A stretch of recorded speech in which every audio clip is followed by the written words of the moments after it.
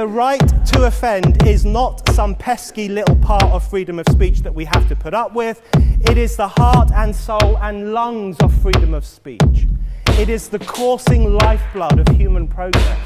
It is the instigator of liberty and modernity and science and understanding. What a laughing stock today's student leaders are, that they can so casually dismiss the right to be offensive without realizing that their lovely, enlightened lives are the gift of individuals who gave offense. Offensiveness is not just something we have to begrudgingly accept.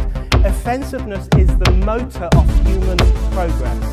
Now broadcasting from the Right to Offend Media Studios in sunny South Florida, bringing you the latest in politics, current events, art, and pop culture. This is the Whitfield Report Live with Sam Whitfield. But giving offense is good. In fact, it's essential.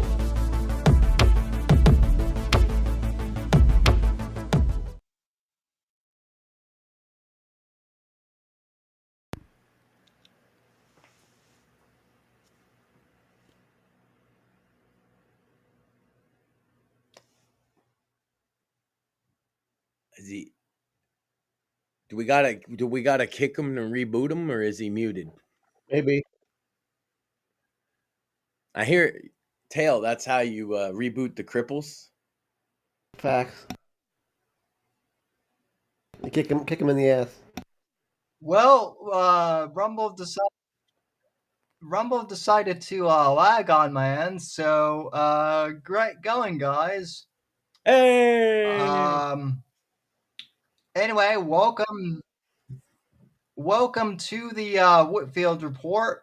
I am your host, Sam Whitfield, broadcasting live X and on the Whitfield Report Reloaded channel on YouTube, of all places. YouTube, which I'm not holding my breath. In all seriousness, that YouTube will stay honorable like they say they're going to. But hey, if the Catboy Fuhrer himself is getting recommended in my algorithm without me even searching him, then clearly Right to Offend Media content is way better. Let's just enjoy that we can give it a go, and we're already established elsewhere, so it's not even we're already multi-streaming. Let's just add one more. I love it. I already opened with jokes about that you kick cripples to reboot them, so if we're getting kicked early. Right. But context, YouTube censors. Yeah, and both the other gentlemen on the panel identify as crippled Americans. Facts. And one of them recommended me in the past that when a crippled American gets stuck, you're supposed to kick him to reboot it. So I'm just taking the advice of a crippled American. That is true. Yeah. It's health advice, Sam. We've been hearing a lot of advice this week. Advice on censorship. Yeah. We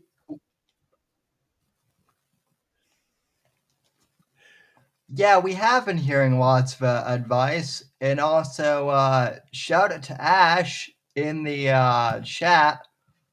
Old school Whitfield Report fan, by the way. So hey.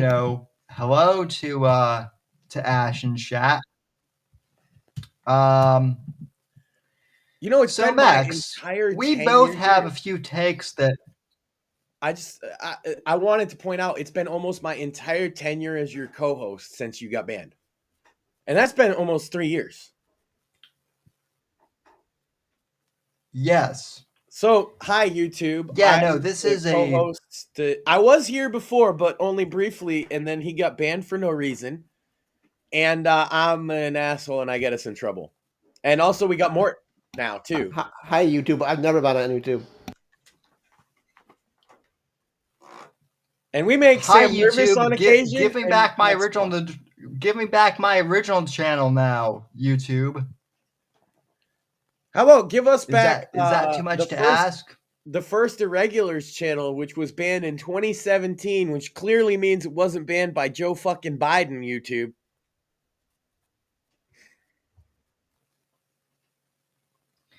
Sorry. Yeah. I mean, it acts like it was literally only from 2020 to 2024 that they were unjustly banning people for policy, and that they're really sorry, and it's just because Biden told them to.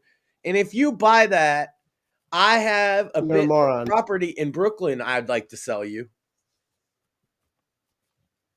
A bridge specifically. Yeah. Also, check out my new crypto.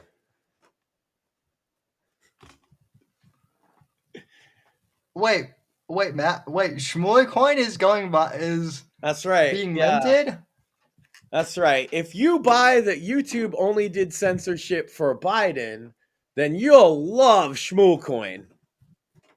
It's an investment opportunity for geniuses such as yourself. The real big thinkers out there that think that YouTube is a trustworthy platform, we have a coin that will make you wealthy beyond your wildest dreams coming soon. Shmulcoin. Hey, Sam, Mort, did you guys check out the new RTO show this week? The Shmuley and Balabo show? Anybody? Yes, I did. Yes, I did. We still debuted a new show. And my theory about kept it secret for a while. It's been in the works, but we finally got all the pieces together and threw it up there Monday night, kind of with no promotion to see how it did. Did pretty well, actually. But I'd love to hear your thoughts on it, Sam. Well, my immediate reaction is Balebos proved my Shmuley theory right completely, which is I've been saying for years that Shmuley has autism, and without me even prompting in the chat, she said to Shmuley's face that he has autism. Well, she said for sure that he has the physiognomy of autism, which means the facial features, I guess. I'm not really hip to all the terms. She's a smart one, and they were saying all kinds of. It's a wild show. Check it out at RTO Media.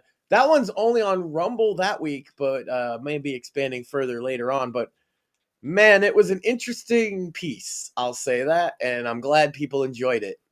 Shmuley and Balabo show. I guess it's going to be a Monday night live broadcast type deal.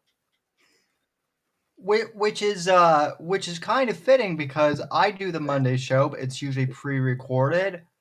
We will be getting back to author interviews, hopefully this coming week.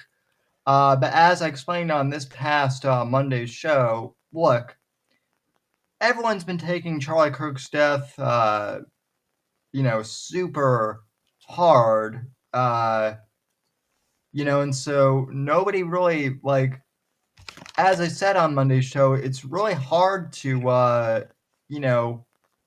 go on a show during a time like this and ask someone to talk about, their book or whatever. Or even for the Wednesday show the past couple weeks, cracking jokes. We made some jokes here and there. Usually this is primarily a comedy show on Wednesdays. Wasn't feeling it. I even said the night we went on the air, my God, Sam, a few hours after his death had been announced. Yep. I didn't feel like making a lot of jokes that night. I got jokes tonight. I got a top 10 list. We're returning with the top 10 list. Maxine helped write it out for me all nice and neat. So we got some stuff tonight, but it's been rough for a lot of people. You're right. And I don't know about you, but I'm perfectly fine to admit I'm still grieving. And like I said, I think a couple of things. Charlie's death, I think, at least for me, hit me a lot harder than I thought it would. If I may, Sam, it's obvious to maybe an outsider in a way it might not be to you, but everything you've ever told me, even on the air about Charlie Kirk, would suggest that he was instrumental to you getting started at this.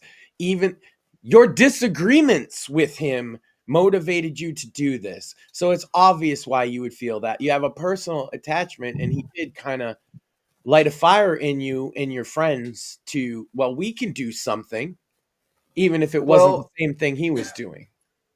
Well, Charlie was a fellow traveler at the that's what I mean. At the very least. And look, I've been doing the Whitfield Report since 2008.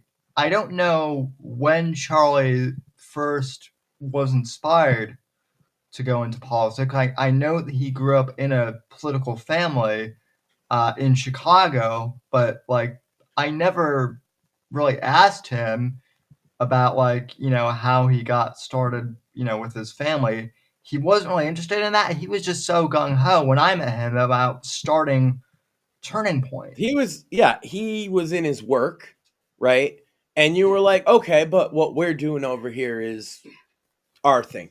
And that's really the extent of it. And but what I mean is there's always been, from a lot of young people on the right, at least a drive that TPUSA is a part of, because that's why we talked about them on the show so glowingly over the past couple of years and what they've been doing.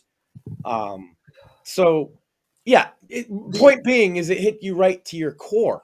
The other thing I want to clarify, and I did bring this up on our show when we first, on the night that he passed, and I want to reiterate this. The reason why I never went to work for, Turning Point while I was in college wasn't because I wasn't interested. It was just it was logistically, with me living in Florida and also just starting college and me being in a wheelchair too. Logistically, it was just hours in the day type of problem. That's literally all it was. Mm-hmm. But you've always maintained tons of contacts with TPUSA people, and we've said glowing things about it on the show. So it's not like you were like, it's a fellow traveler, somebody looking there, and we had to kind of process it. But I think we're at a stage. It's now interesting, right? Because they're trying to make equivalent Jimmy Kimmel as if he died. He lost a $18 million a year gig hosting the Tonight Show, which is a waste of money. Yep. And then got back 3 days later, which is I don't want to go off and right here, but that is fucking disgusting. He also got around apologizing. He never really apologized. He almost cried, but he wasn't. There was no apology for what he said. So, before we jump in, I read. I didn't watch it because here's the thing. Of course he was coming back. I said this on Twitter, right, Sam? Because who else is his audience except for angry liberal boomers, who is the exact people like, hey, bring him back. There's 126,000 of them. We know this for a fact. Yeah. Most YouTube, like the bigger YouTubers, get like millions and millions of views on a video every other day. Yeah. It's pathetic. And just to kind of start off the show, I did want to kind of start off. So Charlie Kirk's memorial service was this past Sunday. I did not get a chance to watch the whole thing. I did watch a few speeches, and I, as I explained on Monday, I want to explain. I purposely chose not to watch the whole memorial, and the reason being is, from the day that Charlie Kirk passed to this past weekend, I had been talking to friends.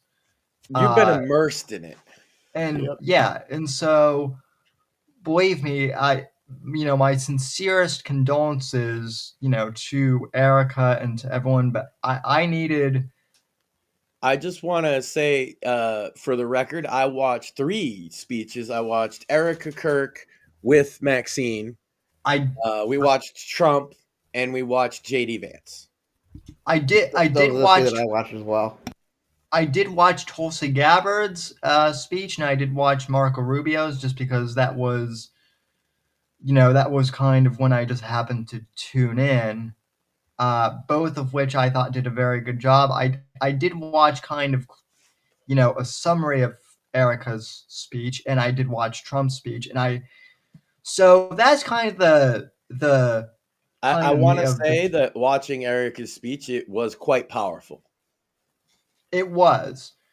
But there's also been some contention around her speech, which I want to address here directly, and that is Erica chose to forgive her husband's murderer. And I said on Monday that she's a far better Christian than I am for that. Even to say it out loud takes a lot, yeah. Yes, Just this it soon, does. this fresh. Maxine says she knows why she said it. Well, because before Jesus died on the cross, one of the things that he said was, "Forgive them, Father, for they know not what they do." True. And so you, as a Christian, in your heart, are supposed to forgive them. Not forget. Never forget. But you're supposed to forgive. But that's very hard. And I'm with you, Sam.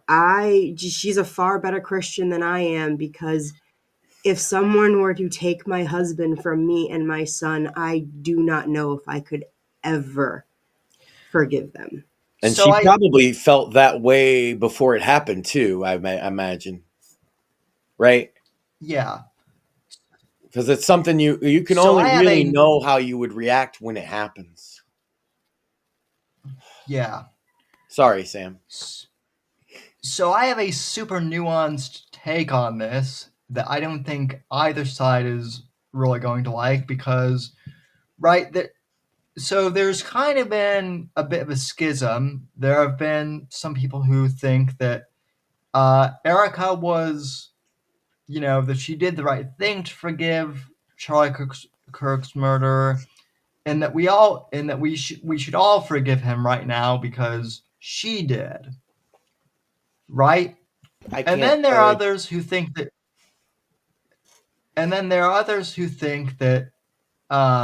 that she did it too soon, that she hasn't processed, and that she just did it because it looks good for the camera.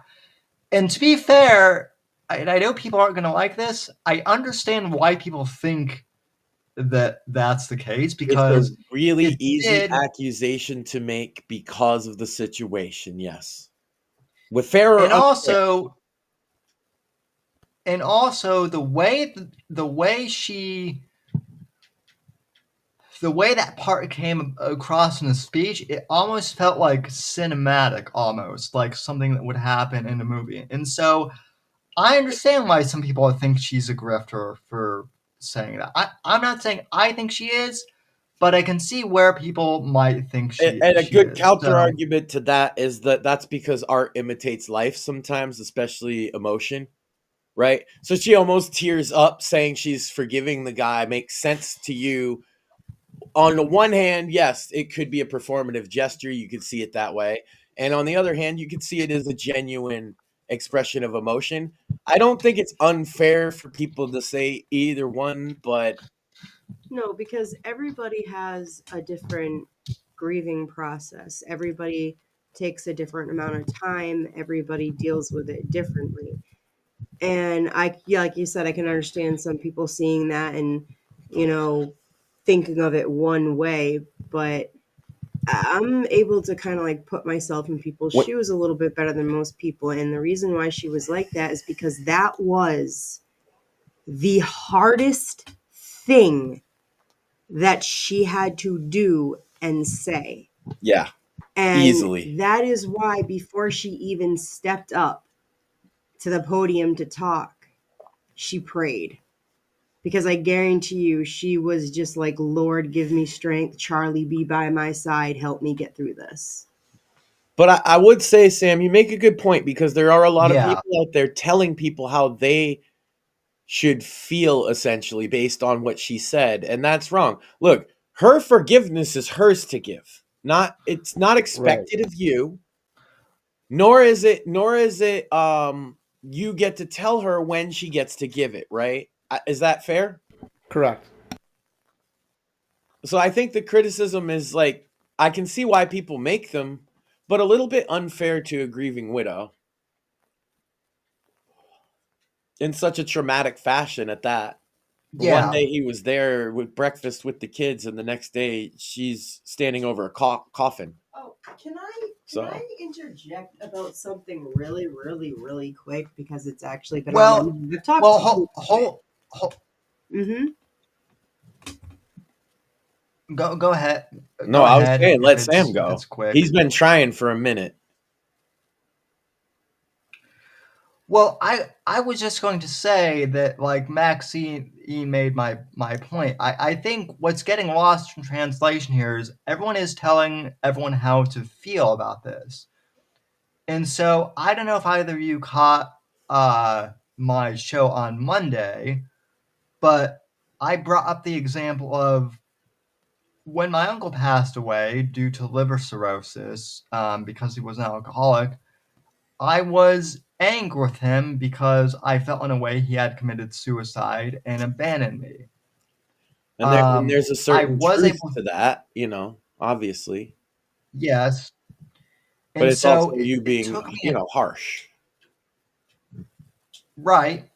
And so it took me a year, and I was only 20 years old. I was only 20 years old too. I was still a kid by and large. You've mentioned him a lot in other contexts, so you were very close. We were extremely close. Yeah. I really recommend that people go back and watch Monday's show. If you have, I think it's one of the most profound ones I've done, actually. But all that aside, I'm a week behind, and I apologize, but I do remember, like, you talk about your uncle a lot in a lot of contexts, and he was a formative person to you. So if for anybody that doesn't have context, that's the short version, and then check out Monday's show. Yeah. Well, so it took me a year. So it took me a year and a half to forgive him. But I was eventually able to forgive him. And so what I said on Monday is, in regards to Charlie Kirk's murderer, will I ever be able to forgive him? I think probably eventually I will. As a Christian, I'm hoping so, and I think a lot of people will in time. But a lot of us folks are just not there yet. And so I think it's a little harsh for, like, the quote unquote pro Erica side to be like, well, the widow forgave him, so therefore we all must forgive him right now. Well, I want to and say then- this, Sam. I don't forgive the forces behind this.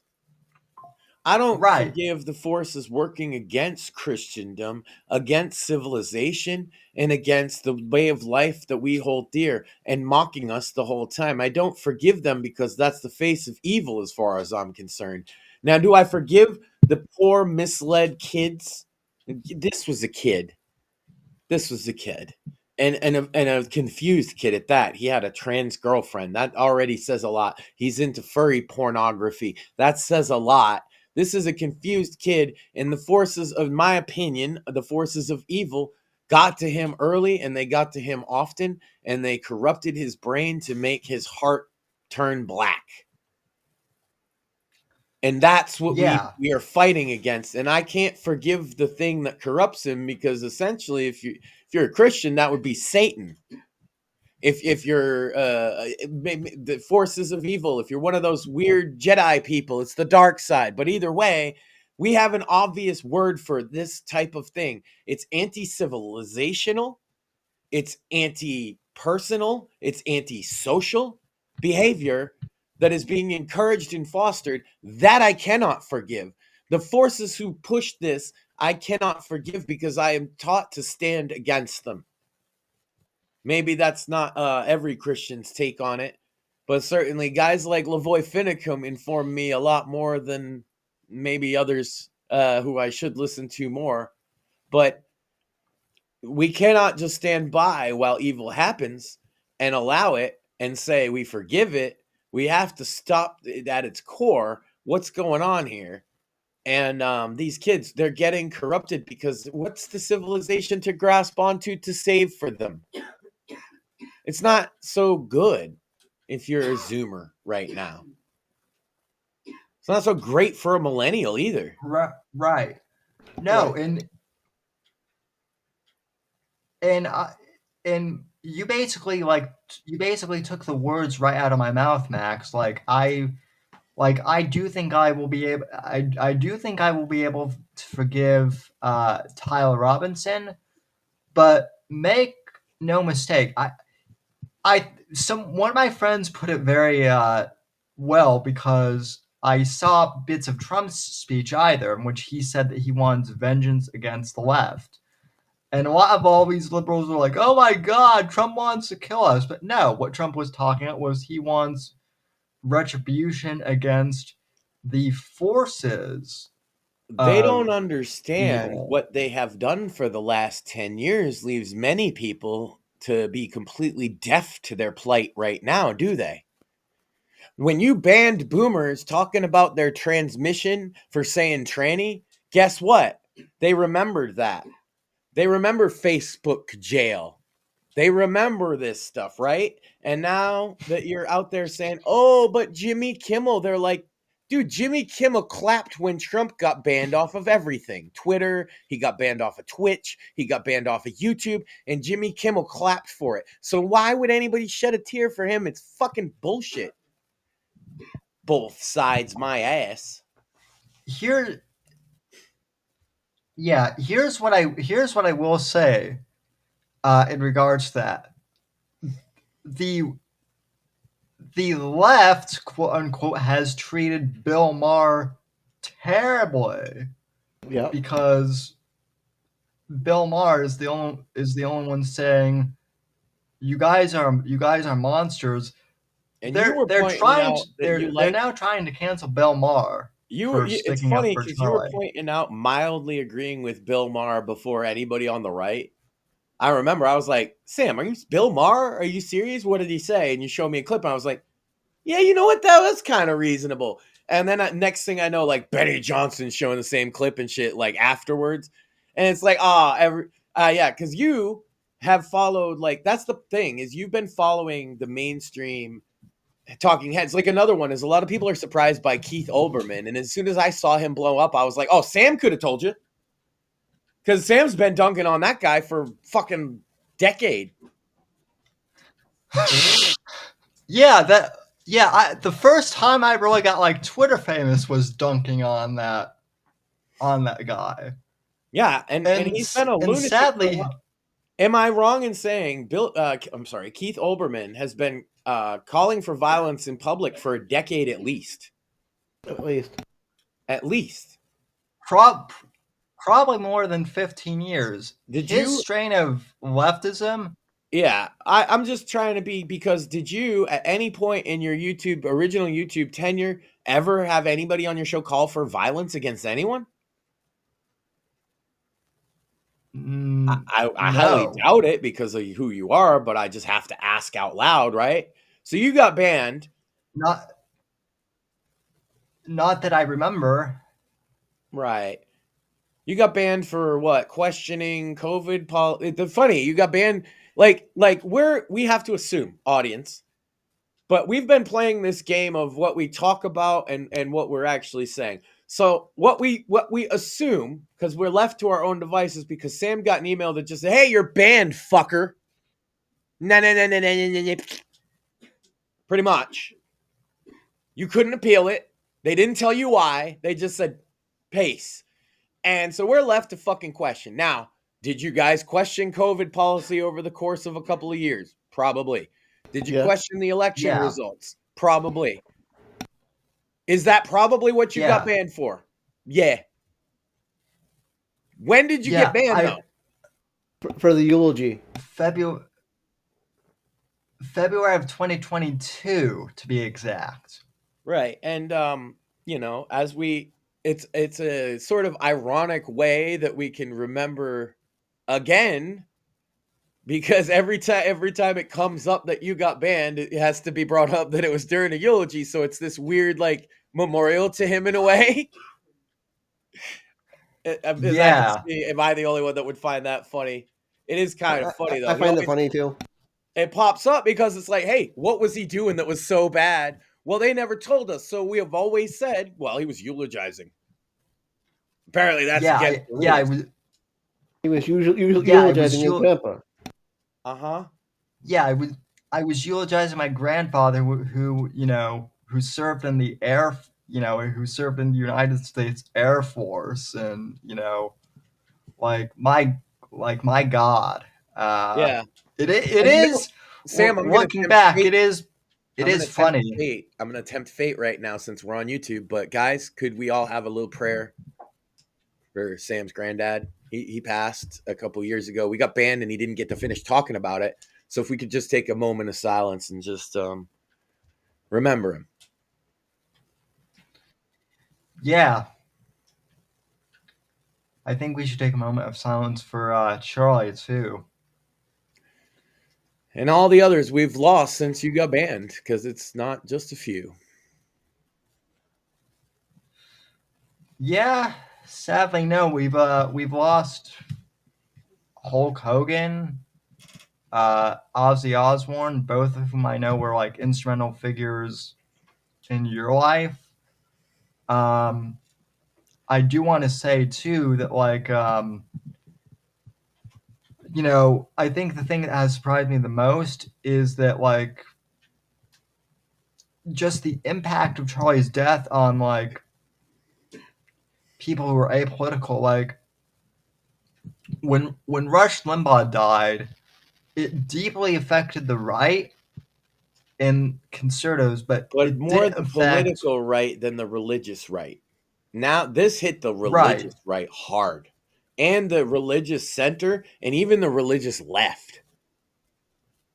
Even total normies though too, who might not be religious. Like I said, this hit this hit my friend's younger brother, who was like an apolitical Zoomer, who didn't even pay attention to politics. But there's been a lot of positivity too that has stemmed from that, has been mentioned ad nauseum. Really. Yeah, people going to church for the first time, people kind of coming together in a lot of ways and thinking about things in a different light. So that's real cool to see. And life has to go on. So I'll say the other thing about Erica before we get off the subject, unless Maxine wants to give her thoughts on that. A lot of people are saying because she's basically getting the job because her husband died rather than she deserves it. They don't seem to know much about her past because she definitely is suited to the job. The people saying that clearly know nothing. Charlie built it by just going to colleges and talking to people, so shut the fuck up. There's no qualification for that position. Except, is it somebody is it somebody he would have trusted to do the job? Well, I don't think he would have trusted too many more people than his wife. Right. And if he's wrong for that, he would still choose it anyway because it's his wife. Even if he was wrong, even if he turned out trusting her was not a good idea, most men would still trust their wife because they trust their wife. Yeah. Also, anyone who thinks that beauty pageant queens are dumb by default, granted, there are a few out there, but by and large, most of them are very educated. At least the ones that I've met. Sam is a huge defender of beauty pageant queens and Playboy bunnies and basically beautiful women, ladies. Sam is a defender of beautiful women everywhere. Shower Sam with the ladies. That is true. And he's a successful author. Award-winning. Show the book. Show the book. Show the book. That is true. And you can pick up my latest book, Sins of the Assassin, which I realize YouTube hasn't seen unless they've tuned into Eric's show, A Tale of Two Scribes. Although, shoot, I don't think I hadn't released this yet when I was on there. So yeah, pick up Sins of the Assassin. It's book 4 in the Shadows of Deception saga, my thriller series.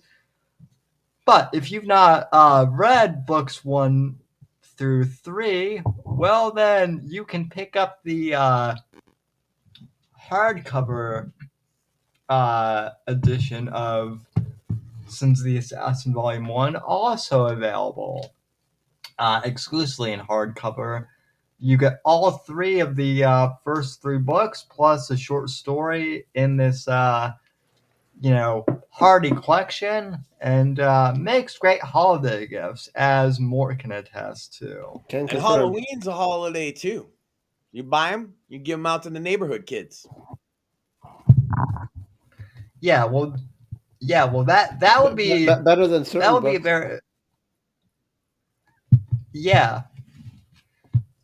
Better than certain books that we were forced to sit through on. I was more implying the one that Max has gotten at his house. So, I wanted to point out another thing, Sam. You were recently involved with another project where you read a piece of fiction on my stream. How was that experience? That might have been literally been the gayest experience I've ever had. Yeah, shout out to Maxine for finishing it, and me for not vomiting. I almost, though. There was 2 occasions where I was seriously almost threw up. That would be the Cantwell announcing he's gay stream, where we actually read his gay fan fiction of himself, and it was bad. But Sam, interesting thing, breaking Cantwell news that has nothing to do with his gay pornography. Are you ready for something that's not going to gross you out and make you laugh? I have his case file finally. Yay! I've been looking for that for a while. He was arrested, methamphetamine charges. Well, there's more than that. Sam, could you go into the Discord and pull up the screenshot that I put up from the anonymous report comment that was sent to me? Because I verified this information, Sam, and it's accurate. So I've reached out to this person because they follow Cantwell and they were at all his trials, and they have more information than I've seen in any of the media. And they led me directly to his case files, where I discovered exactly what he's been arrested for. And Sam, remember when he strangled a guy? Yep.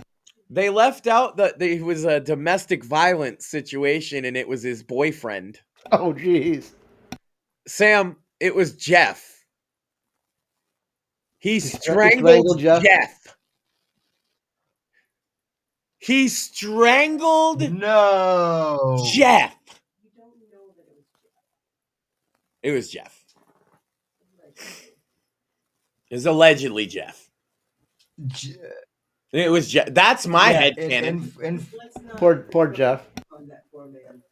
I know. Jeff's in another state somewhere, not knowing Cantwell wrote a dirty fiction about him, and he would be horrified if he found out, I'm sure. But the headcanon is that he's strangling him, and he's singing "I Used to Love Her, But I Had to Kill Her" by the Guns N' Roses. Sorry. I imagine they'd be naked because they're gay men. You were not sorry, Max. But anyway, he got arrested with 200 Viagra pills. 200 Viagra pills. He had 5 milligrams of testosterone. various other brown and white powders that even the feds couldn't identify. And apparently, you know how he said in his story that the person who rear-ended him was stalking him?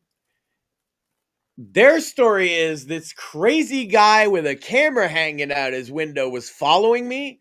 So I stopped my car. He passed me and then stopped in front of me until I hit him. Like a crazy man. Oh, wow. And then he didn't have insurance. Now, he could have left. He could have left the scene of the crime, Sam. It wasn't a crime. It was an accident. But he didn't have insurance. And he couldn't get insurance right then. And so the cops were going to tow his car.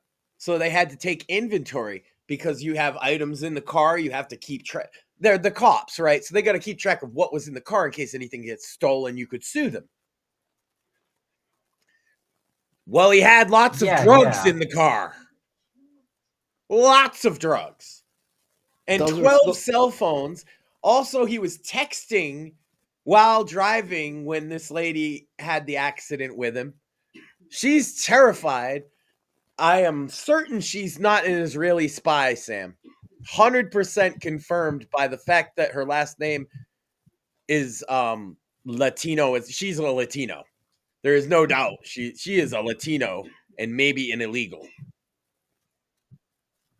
Her name is like Domingo Sanchez or something like that. So I doubt she's an Israeli IDF super secret Mossad spy, is all I'm saying. And it sounds more likely that Cantwell had Viagra and meth and testosterone and gay porn and 12 phones in his car, right? Than that he was set up by Mossad. I don't know. Maybe he's right. That's not what the police report suggests, though.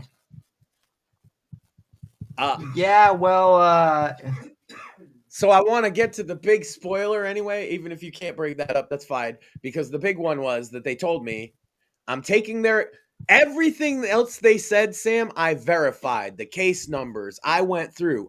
You can ask Maxine. I did my diligence to verify these claims. The one I cannot verify, but would be very, very bad for Christopher Cantwell, is that he currently got kicked out of the rehab program that he was bailed out into. And if that's the case, he is on the lam. Oh, jeez. His next court date is October 30th. Ironically enough, Devil's Night. If you're a Michigan person, you'll get that one. Devil's Night is the night before Halloween, where they burn shit down in Detroit. Famously mentioned in The Crow, but that's a real thing. I don't know if people knew that. There's entire blocks of Detroit that are burnt down. Yeah, I actually did know that. So, anyway. Yeah, I actually did know that that's... Cantwell is gay, potentially has AIDS, and is a fugitive from justice, Sam. Allegedly.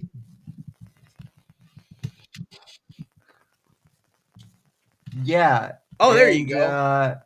Well, here's the doc that I have. Yeah. So that is the source, and all that information there, besides the first introductory statement where they're saying that they follow Cantwell and explaining kind of what they're doing, all the rest of it comes from the police reports, but they gave me the link to go to and the case file and told me how to find it, and I found it right away. You know, Sam, I've been saying I can't find his case number. Well, there it was.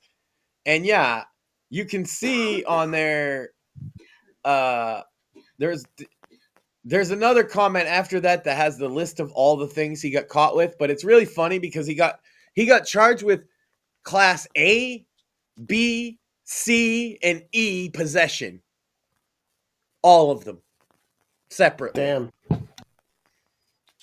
So he had everything but weed, Sam. He had literally everything but weed. Every class of drug you could have except for weed. Just thought that was funny. That is kind of hilarious. Yeah, but he had 200 Viagra pills. He had testosterone. People want to read it. I'm gonna do a stream on the new information now because it's a lot less gross. I was thinking I might do it as like a Law and Order type episode, and read some of it in a noir voice and such. It'd be very fun. To wash the taste of his gay pornography out of all of our collective consciousness. It had to be done, though, Sam. Do you see it bore fruit? Yeah, I think that.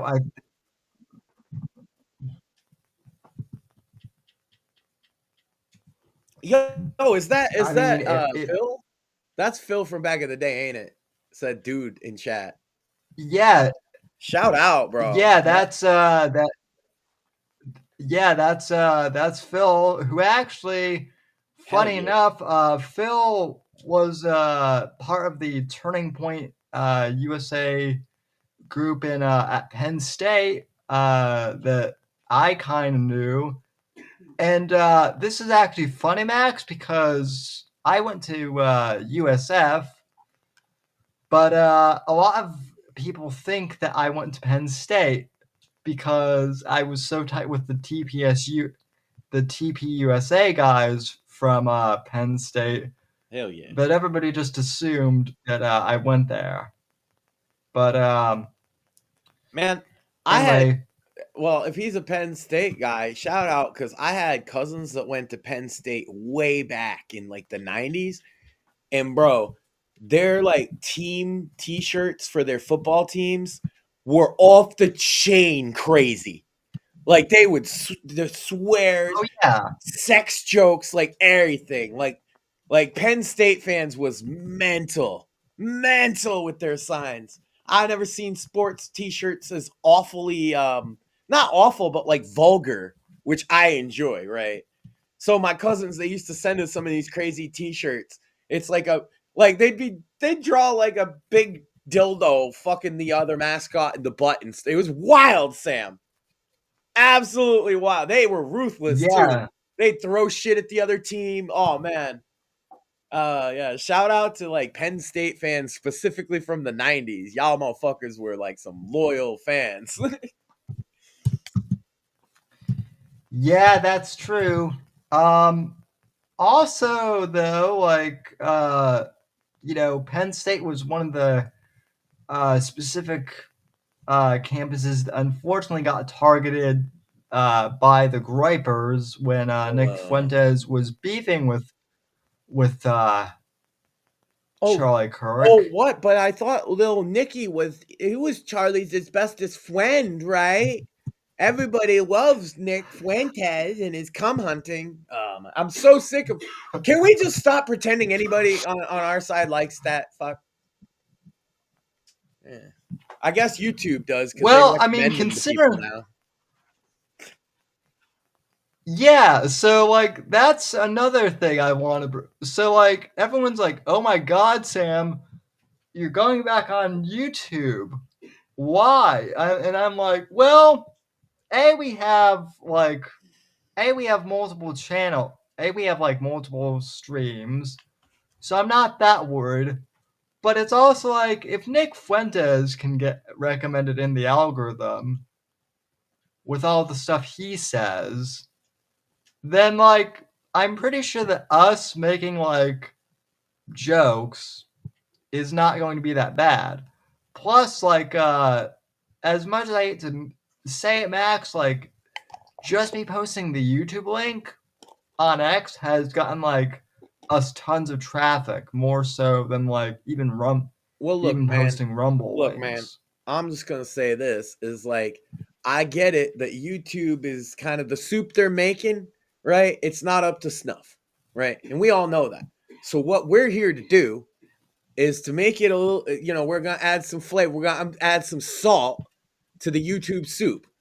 And the best way to add salt is to drop your nuts in that bitch and get it nice and salty. Yeah. So we are here, YouTube, to dip our nuts in the YouTube soup and see how it goes. Are you with me, Sam? We are going to make YouTube great again. That's right, folks. Could make YouTube crippled again. Speaking of jokes, Sam, I got a top. Well, no, this is serious. This is serious business. This top 10 list.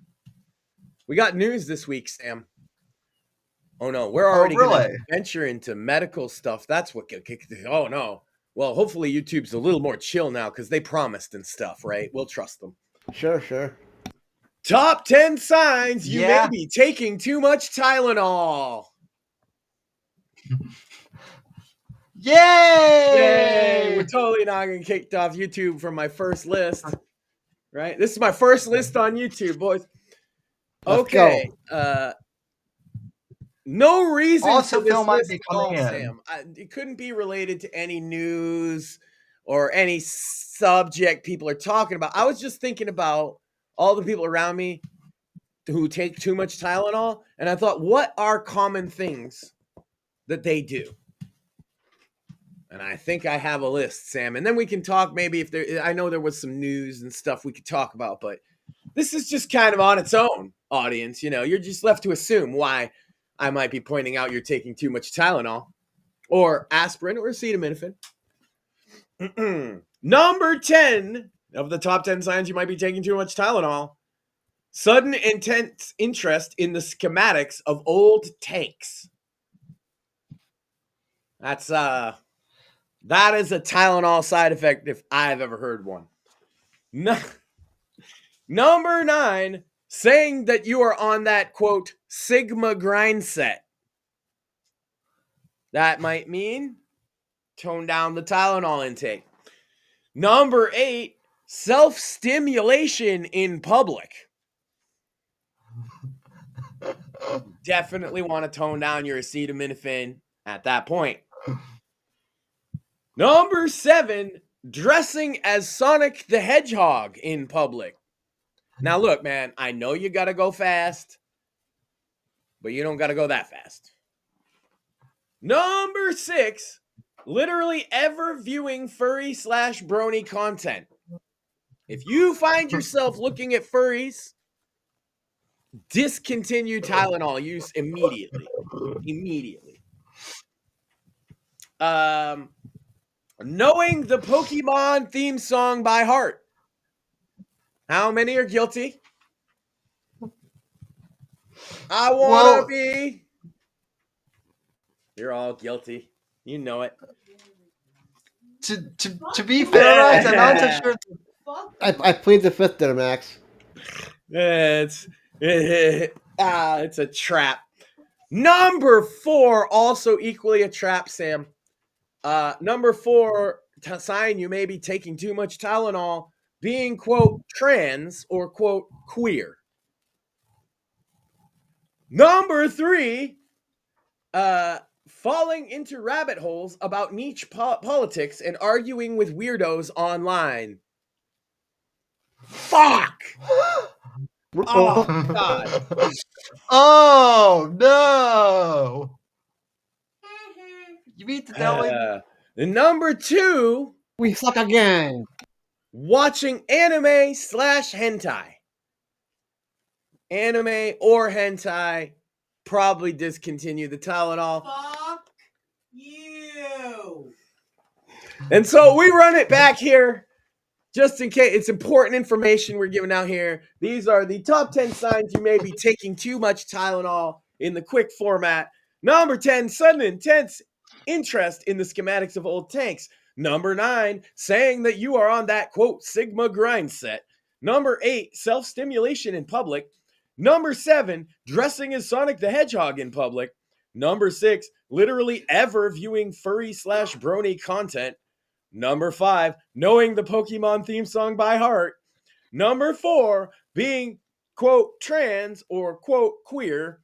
Number 3, falling into rabbit holes about niche politics and arguing with weirdos online. Number 2, watching anime/hentai. And the number 1 sign you may be taking too much aspirin/Tylenol/acetaminophen is an intense interest in trains. Which, guilty. I like trains. Wow. If you're out there my denying that you like trains and you're a man, I question your manhood. So we've all been fair, taking too Sam, much Tylenol then. I had a heart attack and I take Tylenol every day, so I'm just going to be as autistic as fuck. So yeah, they said that Tylenol used during pregnancy might lead to disproportionate outcomes of autism.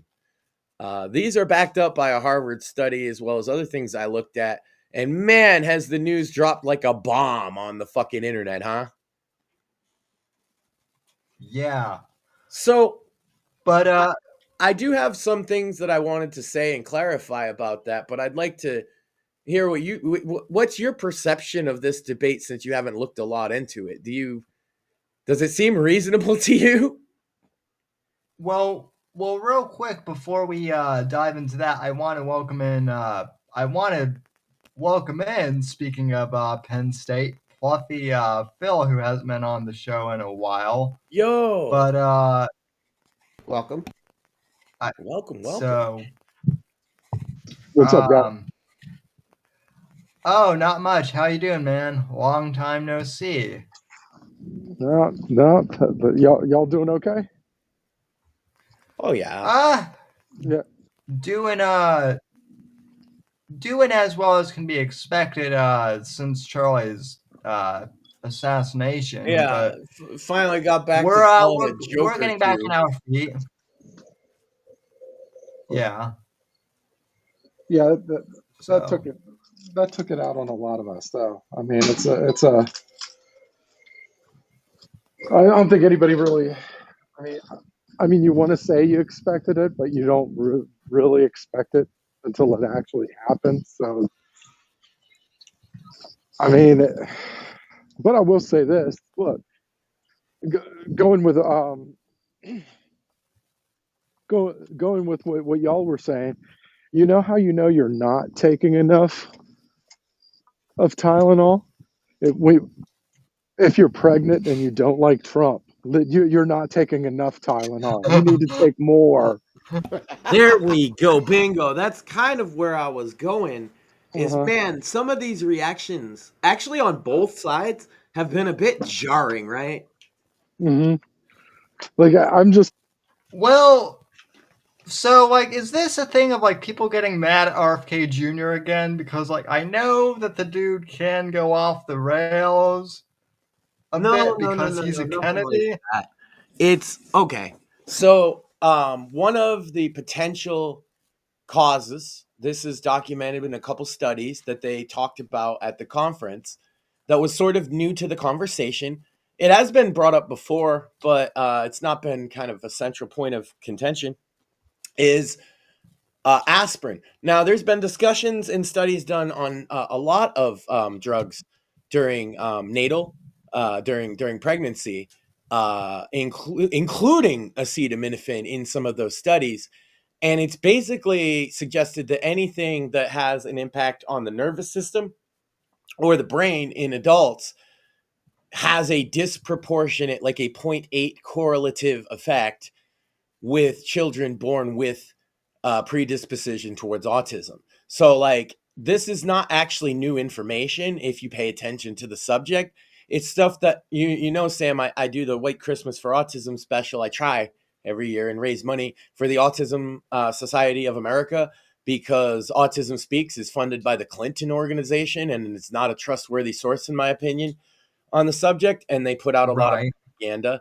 But Autism Society has been saying this for years about other substances, particularly psychotropic over-the-counter, as well as prescription psychotropic drugs related to anxiety, as well as depression during pregnancy in the first trimester.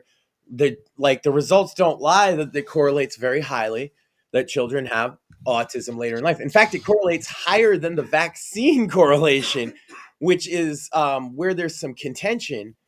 And there might even be an explanation for that, is like vaccines cause fevers. And so you would generally give a child acetaminophen for a fever, right?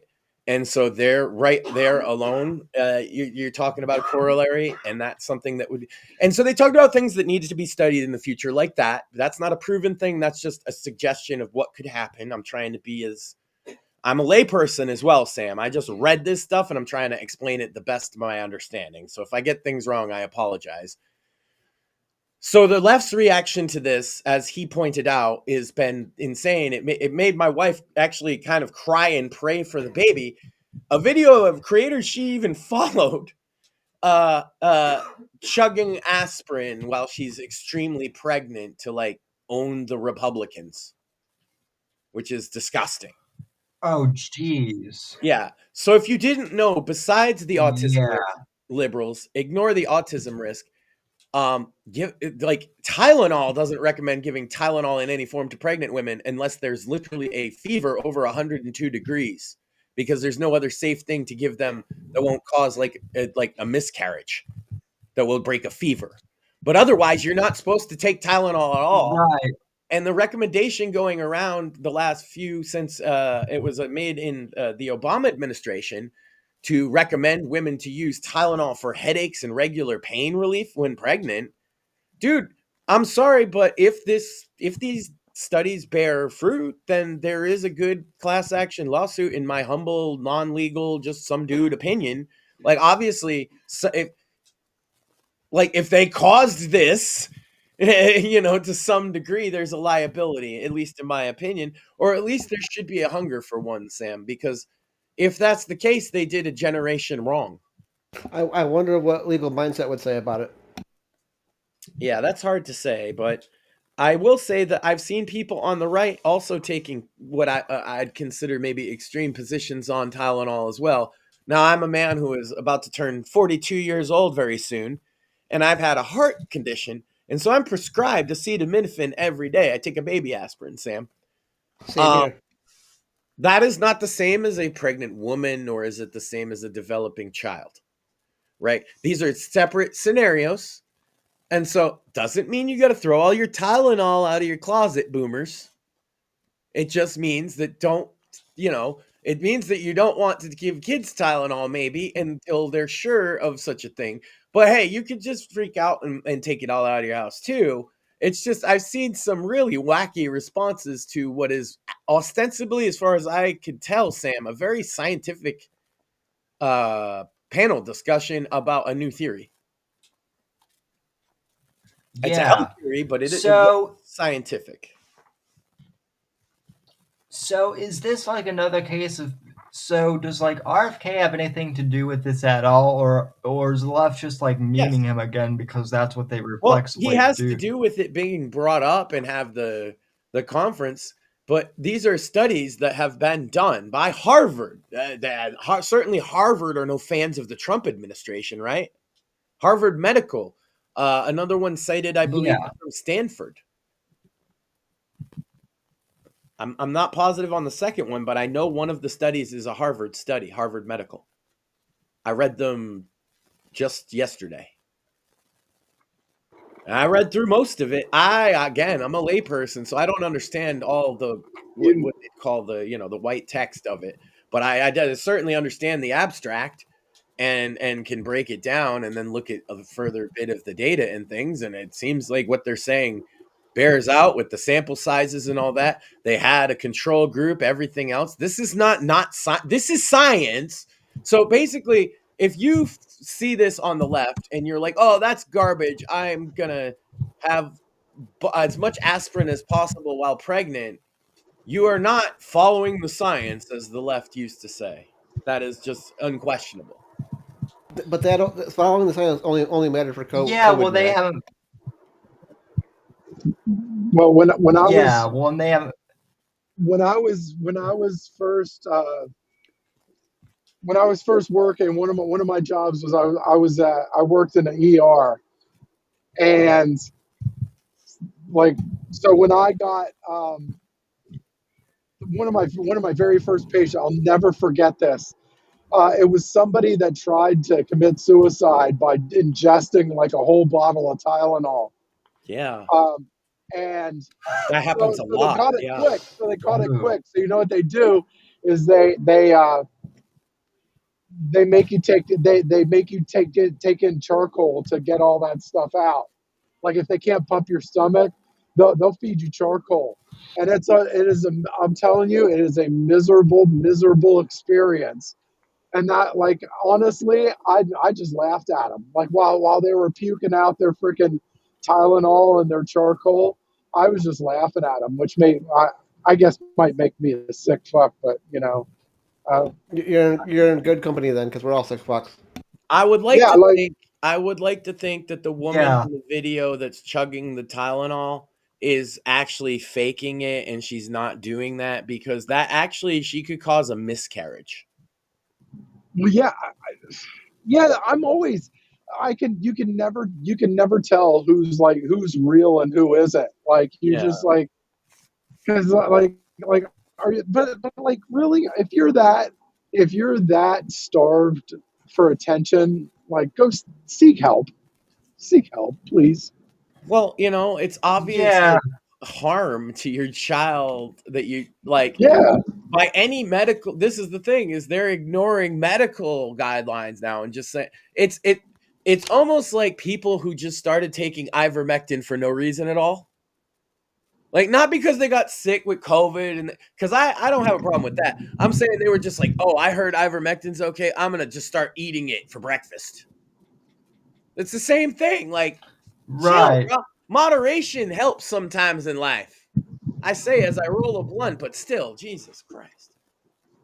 Sorry. Yeah. I get No, but I get off on my no, I fucking mean, tangents. I'm sorry. no, you're good. I mean, look, I find it hilarious that people are just like either like doubting aspirin or like getting rid of it altogether because they're upset because Trump did something or didn't do something. Well, and in this case, they can also You say know? RFK, so it's like double bad guy points. Yeah. Yeah, I mean, look, I mean, I know that you have that we all have our opinions on the Kennedys, but damn, I never thought RFK Jr. would be the one to piss the left off. I did not have that on my bingo card at first. Not even when he was running as a Democrat. Remember that? Remember how they treated him? Man, they must feel stupid. No, they don't even know. They don't even realize. It's the same thing with the Charlie Kirk thing. They're still standing there stunned that they woke up the normies. They have no idea. You know what's unfortunate, Max, is I saw someone posted a short on YouTube where Robert F. Kennedy Sr. Was talking out he was talking about political assassinations, right? This was the day after his brother was assassinated. Yeah.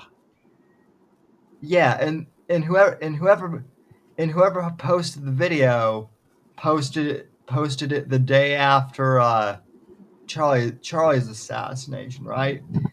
And the freaking I don't know if it was bots or just deranged lefties. All they could say is RFK would be so disappointed in his son, not understanding or being aware of why the person who posted the video at all. Yeah, just completely oblivious. Which leads me to believe, Max, that your whole dead internet theory is like way more true than I thought. Either that or people are just zombies, or both. Well, I think a lot of it is just pure bullshit too. Like, you have, like for the most part, the population is, you got your, what, I want to say your 30% right, 30% left, and then you got the other 40 that's like kind of independent in the middle. And like the problem is, like, the left, when the left speaks, they're not really speaking toward the majority of the country. And honestly, they're not even speaking toward half the country. They're speaking towards their extreme wing. Yeah, they're speaking towards the minority of their own side, and they don't even seem to realize it. But they speak loudly, and they speak often. So there's this like veil of bullshit that's like, that makes you believe that, oh, they're bigger than they actually are. But in all reality, and they know how to do that on the fly. Not to interrupt too much, I'm sorry, but they know how to do it on the fly too, because they do it so much where they know they know how to catch on to the next narrative instantly. Sorry. But it's like, but ever since Trump won, the majority of the country is looking like, oh, these people aren't really the majority at all. In fact, they're very small. They're very small. And even with Jimmy Kimmel, like everybody's the media's nut riding Jimmy Kimmel right now because he got 6 million viewers or something for his show. It's like, well, a large chunk of that is likely conservatives, or they're likely independents that are just wondering what he's going to say next. Is he going to apologize? Is he going to? Can he sustain those views? Yeah, no, they're going to fall flat. Give them a couple of weeks; they'll fall flat again. I said that Disney, for their part, actually had to bring him back. A lot of people don't understand because they're like, what, all the public pressure though? No, Disney was answering to the people that they knew actually watched this fucking guy. And it ain't us complaining about what he said. It's a bunch of angry liberal boomers, because those are the only people watching television. We went over this on another show recently. Those are the only people watching television in late night is boomers, generally speaking. They are going to be liberal if they're watching this guy's show. And there's only 126,000 of them before he come back. That's verifiable. But I mean, and also his show ends I want to say his show ends in January, and like, so they're already paying him. You're not going to get anything that replaces him. Like, but I mean, you would be better. They have that like captive 126,000 boomer audience. And if they replace him with infomercials, they lose it. So they want to get their money. Also, Sam and I have been pointing this out since the Colbert thing. Late night shows, the way they do them, that's why we jokingly have referred to this as a late night comedy, at least until what happened with Charlie. We've been a little more serious since then, but was like, it's so expensive. They have these big studios. They're paying all of these staff. They pay these guys inflated fucking budgets. They bring in all these live studio audiences, and for what? 100,000 fucking boomers to watch 5 nights a week. It's not like mathematically, it ain't mathing. And I don't think it's sustainable. No matter, like, they could replace Jimmy Kimmel. I think the model itself isn't sustainable. Yeah, but I'm saying there's probably a financial element too. Like, they've already spent the money. They've already spent the money on the salaries. They've already spent the money on the the theater that they have. If they end before the end of the contract, a lot of the staff and shit will maybe sue and get upset, right? Well, I mean, it's not so much. I don't think that, but I mean, it's like, okay, if you're already spending the money, like the money, the checks have already cleared and the money's been spent. So you might as well just keep the show and then prepare for life after, right? So you're not having to. What I mean is a lot of like the crew, right? They don't get paid like that up ahead of time. So like if shows like that, the Ellen had this problem too. When they shut down a show, is sometimes the staff will say you violated the contract, not with the host, but with the staff. So basically it just would be another legal problem, another payout. Like, it's easier for them just to bring Jimmy back, even if people hate his guts. Yeah. On every level. So I wasn't surprised. No. But it's not going to. So their audience skews left anyway, right? Well, yeah. Oh, it skews grossly. Well, the 129,000 people, or like, he had like 1 million total views, but like the key market demographic was at like 120. like 130,000 people or some along those lines. But it's not the 6 million is not sustainable. He's got his shock value for this week. He'll probably get some for next week, but it's not sustainable. No, he would have to do something drastic to sustain it, and even then, it's not sustainable after that. So it's this, like, he's now put himself in the most spotlight he's had in years and years. He gonna get that bump. Anybody that thought, oh, no one's gonna watch his of course, people want to watch a car wreck, even if they think it's gonna be one. Yeah, but that again, I don't think long term when his contract. I'm going. Oh, go ahead, Sam. Sorry. Yeah. Okay, so I'm going to make a prediction, actually, which is I predict that Jimmy Kimmel is going to do the same thing that oh my God, he got rumbled from more and more erratic for shock value over time, because that's all he has. And also, yes, Ash, that is Phil, our boy, that is hell yeah. Here. So, so yes, and yeah, I mean, we've been pointing this out, like, you know, that's like, why Colbert. I pointed this out on Monday too. Nobody So a couple things I want to point out. Correct, Ash. So Sinclair, which is the syndicate that like dropped him, wanted so Sinclair Media Group is still dropping Kimmel's stream. Correct. And Next Star as well. Right. Yeah. Which I want to say, I want to believe so that's like a third of the network affiliates that air him. I think both of those combined were like a third, which is like that's a big deal. Like, you basically chopped like a third of his viewership. The one thing that does piss me off though is people that don't know what the hell they're talking about, like talking about this situation.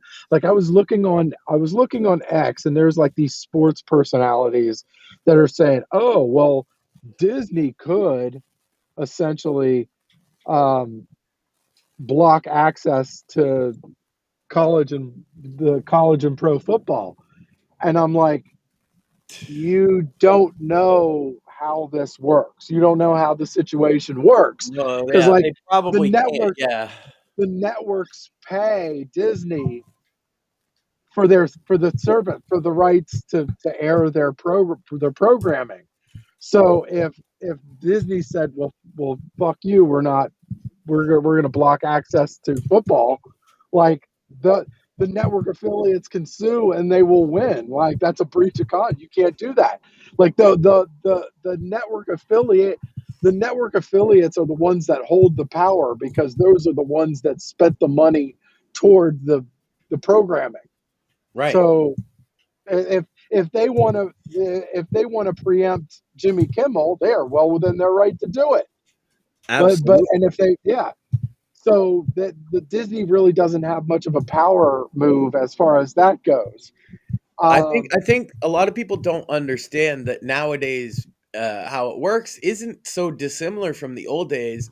It used to be who owned the airwaves, right? It's not the airwaves, but it's the same thing. Who owns the distro rights? Mm-hmm. And in a lot of these cases, it is with the sports especially, it is the affiliates, and it's written in black ink on a contract that if they withheld that from the affiliates, it would be another legal issue. Just like I said, even keeping Kimmel off could open them up to lawsuits from him. Now, it doesn't mean he's going to win. Same with the staff thing. I want to clarify. Just because I said the staff thing could present a lawsuit doesn't mean I think that they would win or not. Just that clearly they would want to be compensated, right? If they got cut short because he opened his big mouth and they're a working class union guy, they do probably have some kind of contract to stand on in that case. I think it depends on. I think it also depends on the contract too. Like if they but really, in all honesty, the affiliates bid because of football, right? Really, they're bidding ABC because of football, because of mainly college football and then college. I was some gonna say pro. college football Those are the money primarily, and then like a secondary on the basketball, right? Yeah, those are the big money makers. Now, if if that contract includes like discounted football in exchange for taking on like Abbott Elementary and Jimmy Kimmel and all these other garbage, like then okay. But if it's just we're bidding for a channel for the complete channel, then it's like, well, if you bring sports into it, that brings another interesting element I hadn't considered until just now. But ESPN is part. That's the moneymaker. But that's I'm saying for Yeah. ABC directly, because those are ABC affiliates. And they just want that new app that's supposed to have basically all the sports for like $30 or whatever. That's like their baby right now. Yeah, but that's not really you're talking about broadcast rights for the ABC produced shows or produced content. Right. It's not, and you basically the affiliates are going to bid for those programs. They don't really have shit to do with like the streaming services or whatever. That's part of the reason. What I mean is, I just don't think they want to get involved with sports like that because they're launching the app, right? Well, no, because that would upset sports fans who you're trying to market your app to. Yeah, I mean, but I mean, when they're bidding, usually they're bidding on the local stuff and the local sports or football or whatever, and then like the big games, like the premier holy shit games, your National Football Bowl games and playoffs and all that stuff. So they're not really. I mean, that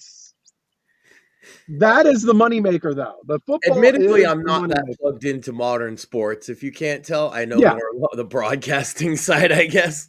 Right, but yeah, if you don't know anything, just know that football is the big moneymaker as far as the TV broadcasting rights go. That is the big holy shit. Eyeballs, like that's what attracts the most eyeballs. So especially on these affiliate stations like that, because they're serving a localized audience. So it's generally going to be college sports from that area, and a lot of people are going to tune in. I mean, obviously, like down south, you're going to have everybody watching Crimson Tide games and such. Yeah, and like up here, you're going to have like this Saturday, you're probably going to have the whiteout game up here, right? Yeah. That like lots of people are going to watch this game, and that's what they're bidding for because they're going to make a shit ton off of the advertising. So, like nobody gives a flying fuck about Abbott Elementary or Jimmy Kimmel or whatever. Yeah, it's the football. I was going to say Kimmel makes like $18 million a year compared to these sports contracts. That's peanuts. Yeah, but I mean, Disney will chalk up the loss if they can get. You know, as long as they can get that the football sold, which I mean, they're always gonna. But if like these local affiliates want to preempt them, Disney's not really gonna give a shit. Like they'll be like, okay, well we'll put it on our streaming service and whatever. Like we'll just eat the loss. We're done with them in January anyway. That's the thing people don't get, I think, is that they're paying to create Kimmel Show. Where all the other, that's why the content is being sold to them. The sports games are not created by them essentially. And so they are having to pay for them. Whereas Kimmel, they are paying to create this content. So if the place paying them, getting them paid with the sports says, we don't care about Kimmel, it's really not even a loss to them. Yeah. Well, I mean, they are losing money.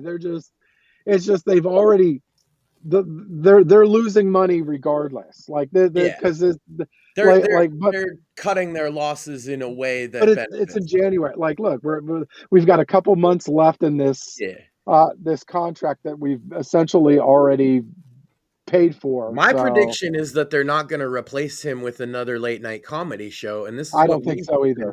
I don't think so either. Colbert, same thing. because they're expensive. You got to pay for the studio. And those studios are expensive, by the way, the rent on them and everything. Yeah. You got to pay the crew. You got to pay the talent who are way over bloated and overpriced, man. Making 18 million a year compared to like Leno used to make like 2 and people thought his salary was bloated, and he brought in 10 times the viewership. Yeah. Well, I mean, like they had said that the Colbert Show was losing like 40 million a year. It's like, what are we doing? Like, and I'm assuming Jimmy Fallon Kimmel's will probably join them, and whoever other pretenders are there. Late night comedy died when Letterman and Leno left, and Conan to some degree got screwed. Well, I mean, not only that. Yeah. I mean, YouTube kind of wrecked them too, because I don't have to watch Colbert if I want to see something funny. I'll just go on YouTube. And I've been pointing this out a lot lately. Anybody under 55, pretty much, it does not tied to any late night. Generally, they're not even tied to the news. They might watch their local news, but more likely they're going to watch content online at their leisure rather than sit and wait for Funny Man at 11:30 p.m. Yep. But it's like the whole thing. The whole thing has changed. Even when there was a couple of sports personalities, Joy Taylor and all them. They got canned from Fox Sports, and it's like they don't. There's not a market. There's outside of like your Stephen A. Smiths and your Colin Cowards, like outside of those big guns.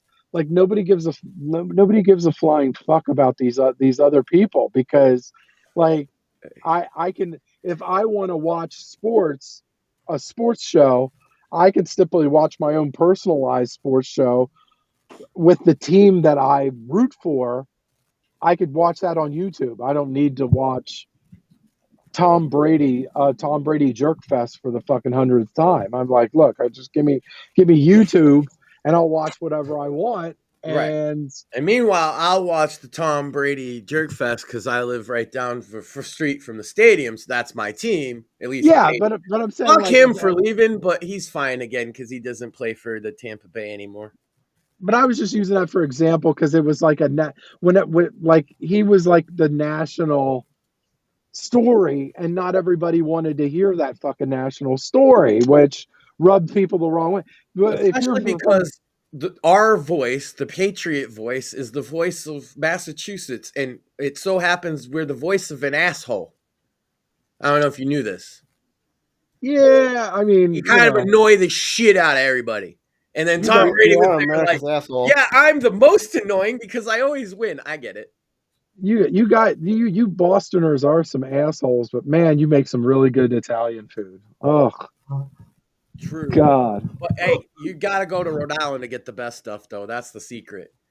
I don't know that the North End Italian food is fucking fantastic. Hey, North End or like downtown Prov, you get about the same quality. To be fair, Providence. You got it. That's like the you're spending a lot taking a toonie out to. Hey, I'm down here where the best thing we got is Portuguese food, so that's my jam anyway. Yeah, I could go for some good Portuguese food. Oh, I found that the liquor store near me had a cooler with locally made like Portuguese sausages and meats, and I was just like, oh my god, they have caserla. Yeah, I'm gonna give me. It's a marinated pork, Sam. You put it on. Portuguese bread is fucking delicious. Also, they got fresh linguiça. That's my jam. Sorry, I'm off on food now. What were we talking? You like I could talk food for days, but yeah, no, I mean the amount of blowback, and I always call these people on the left that are like blow up and just lie on social media. I call them smear merchants, because I haven't really found a good enough term to really call them. I think smear merchants is a pretty good pretty good brand name to call them, because it's all bullshit. Well, like, they don't really attack yeah, based off of truth anymore. Like, it's like they've tried to stretch the truth any way they possibly could, and nothing works. So now they're just straight up fucking lying. So now I'm just like, okay, well, these people are just I smear not merchants. to refer to them as demons, so yours is better, because that's my temptation. Yeah. Well, yeah, no, but I'm saying it's solid, because it's like they're doing is smearing, and they're doing it for money, right? That's what it is. So with a smile, because they know, and their audience knows what they're doing too. Yeah. Sorry. Yeah. So that's actually that kind of does tie into what I wanted to talk about here with the whole YouTube getting slapped by Jim Jordan, which is terrific and should have happened sooner. But so the left has been saying, so the original thing is, well, we need to moderate conservatives on YouTube, because all this right-wing extremist rhetoric, it could be dangerous. It could get someone killed. And occasionally results in violence. That was their meme for like the past 10 years, and yet they did nothing to try and moderate Destiny, to moderate Hassan or any of these other left-wingers, and lo and behold, the last couple weeks does not count, by the way. We're saying the up until now, nothing has been done about these people. Just wanted to clarify, Sam. Sorry. Facts. Yeah, no, I appreciate you saying that. So the left was saying that like all these conservative YouTubers were going to lead to some horrifically violent event, right? But they did nothing to moderate anything on the left. Well, in a weird way, they kind of did I guess they kind of did prove a point in a weird way, but who was the one who got assassinated because of this violent, left-wing rhetoric? One of the most peaceful guys on our side, if not the. Yes. Mm-hmm. Yeah. Yeah. And so, cry me a river about dangerous right-wingers being let back on YouTube. They wanted to tell us about these violent rioting criminals and how peaceful we were when we could see with our own eyes them committing violence.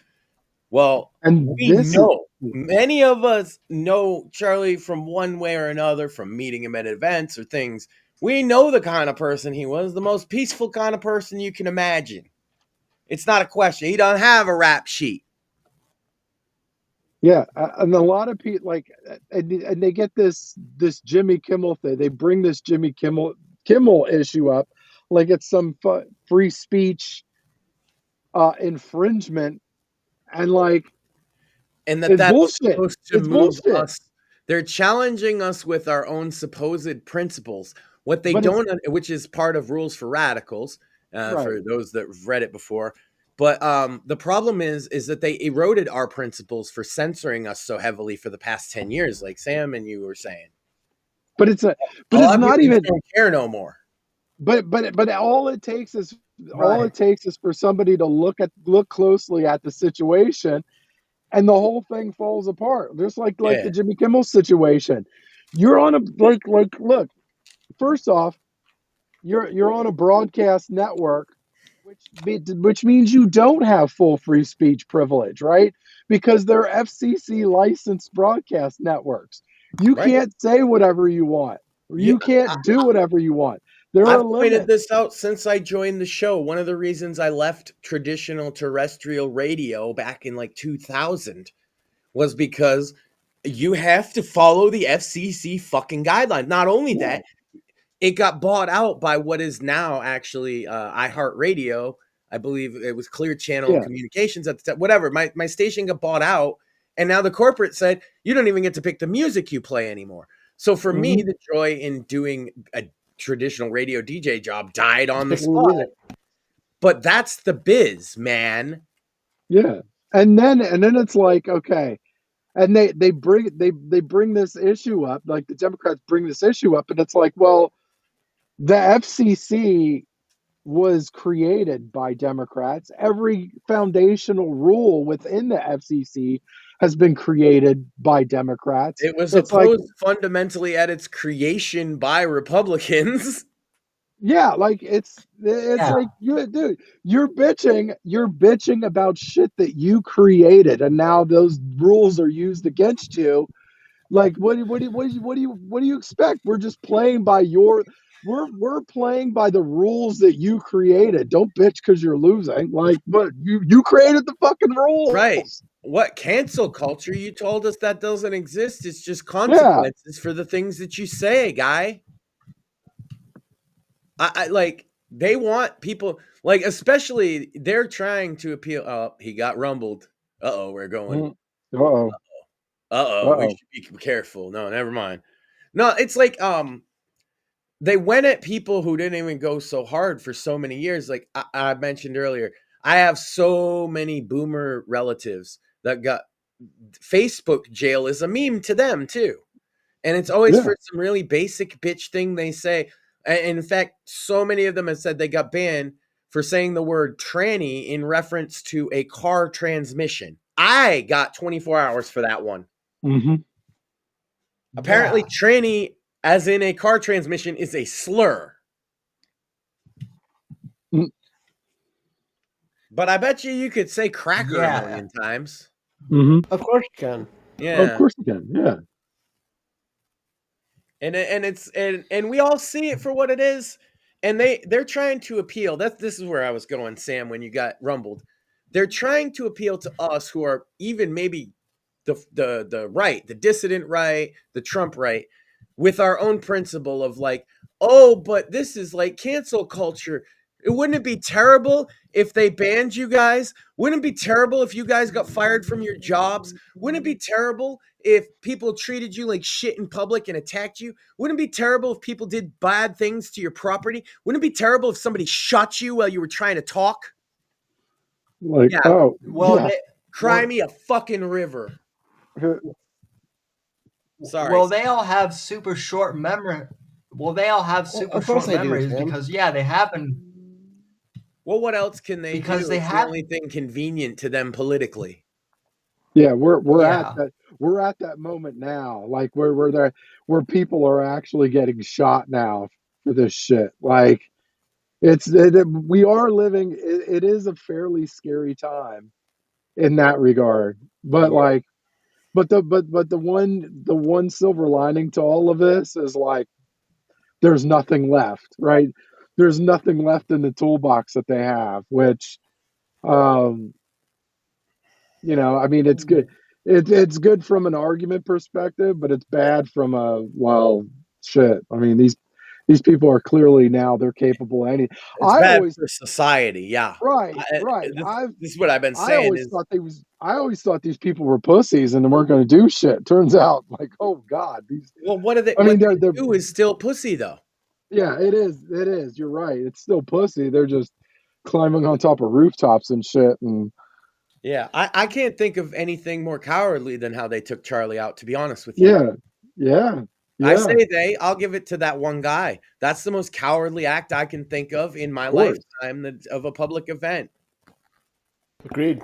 I think. Yeah. I continue wondering, I continue wondering, my mind runs away, and I start thinking of wild shit. I'm like, what if this dude was a loner and he wasn't getting pussy, and some tranny decided to touch his penis, and it was probably the best thing that ever happened to him, and legitimately, yeah. Like, oh, I gotta feel this again. And it's like, oh, you want to feel my man hands again? Go fucking kill somebody. Like, oh shit.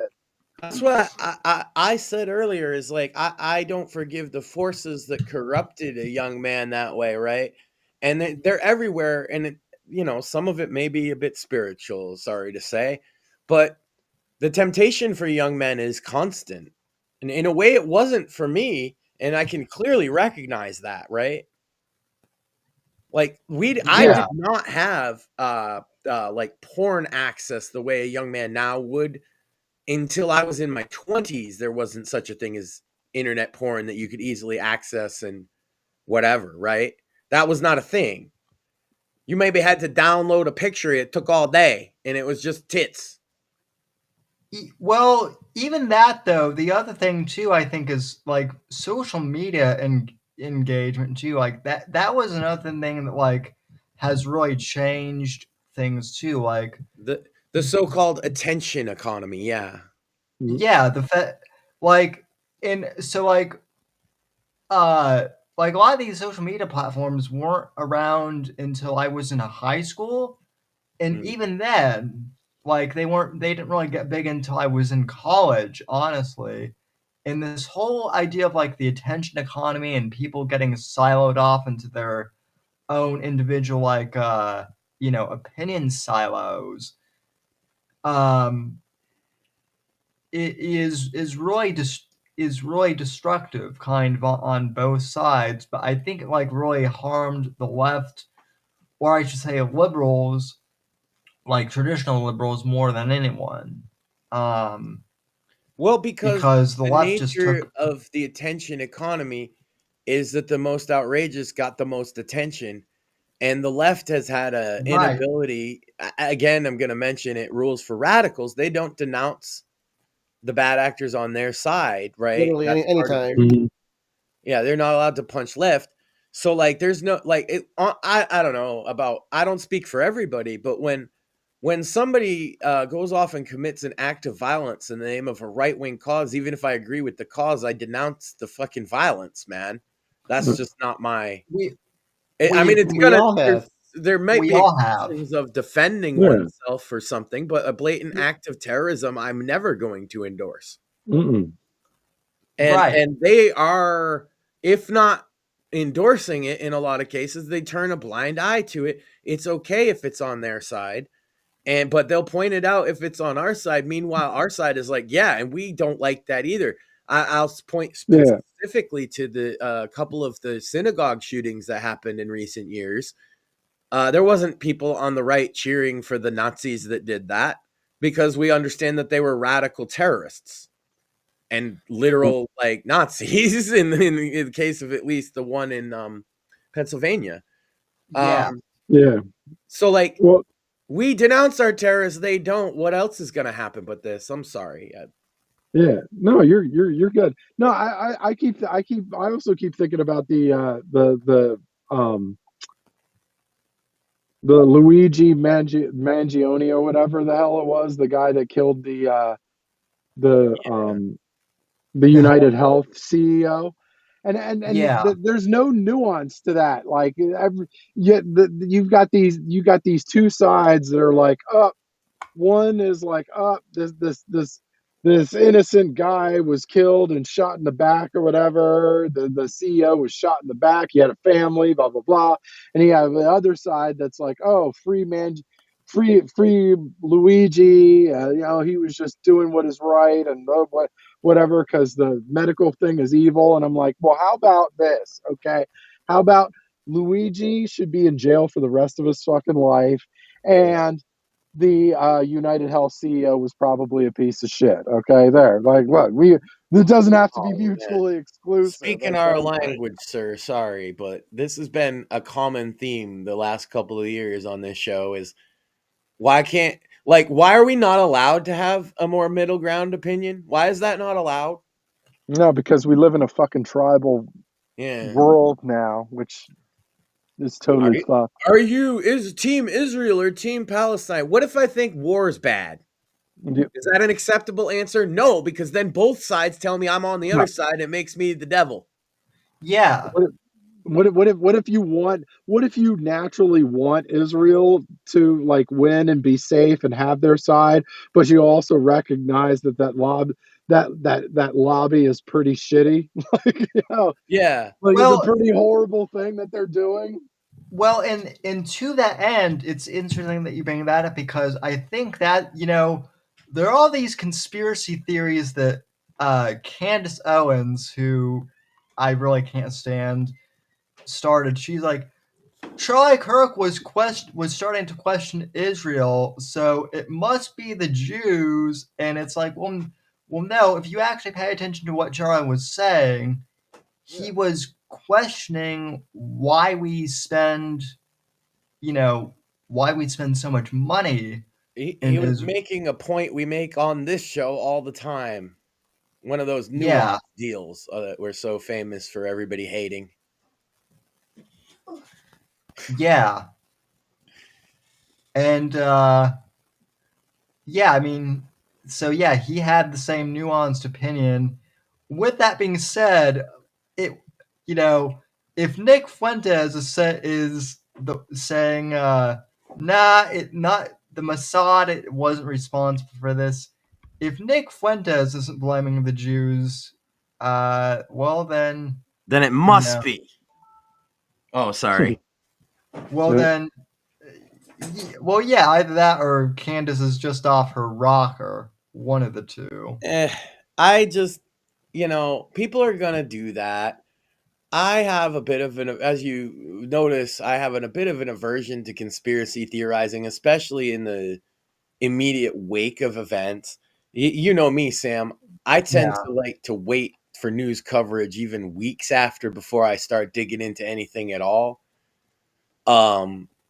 Because people get things wrong, and I don't know. I have stuff. I'm a dad, we have real life stuff. I'm out there walking all the time, trying to stay fit. So I find that if I absorb myself too much in the political, it can be depressing. And it's been tough the past couple weeks, right? Because everybody's been absorbed in what happened to some degree. And look, some conspiracy theories are just entertaining, even if you think they're bullshit. They're just kind of entertaining. I love voice to skull technology and gang stalking. I can't get enough of people talking about that shit. I got this one guy, he used to be like an anarcho-capitalist rapper that goes by Payday Monsanto, and he is his mental health has seen better days, let's say, and he just does streams talking about nanobots that are all over his skin, and he shows you on the filter and how the Jews are going to use the nanobots to change his personality. And I can't deny that I'm infinitely entertained by this, whether or not I believe in it. It's also kind of sad, but it's sort of the point of my show Cringe Coffee House is showing these kind of things, because I've been trying to make the point for 10 years now that we might need asylums back, but nobody seems to get it. Well, yeah, you were saying that right. Like, I think that was literally the last episode that we did before. I think that was literally the show we did like a week before the Charlie Kirk thing. Before the assassination occurred. Oh, shout out Ash B knows. Yeah, he did the theme for Hard Bastard. That's true. And I hate to inform somebody that he's not. If you find his channel, he gets banned all the time, but he makes a new channel and he's always going live, and he's in like a hotel room or like a crack house looking area, and he's looking at his hands or the ground, and he puts a filter on, and he thinks the spots in the filter prove that there's nanobots, and you cannot convince him otherwise. And if you try, he will ban you. I don't recommend interacting with him because I don't want anybody to agitate him.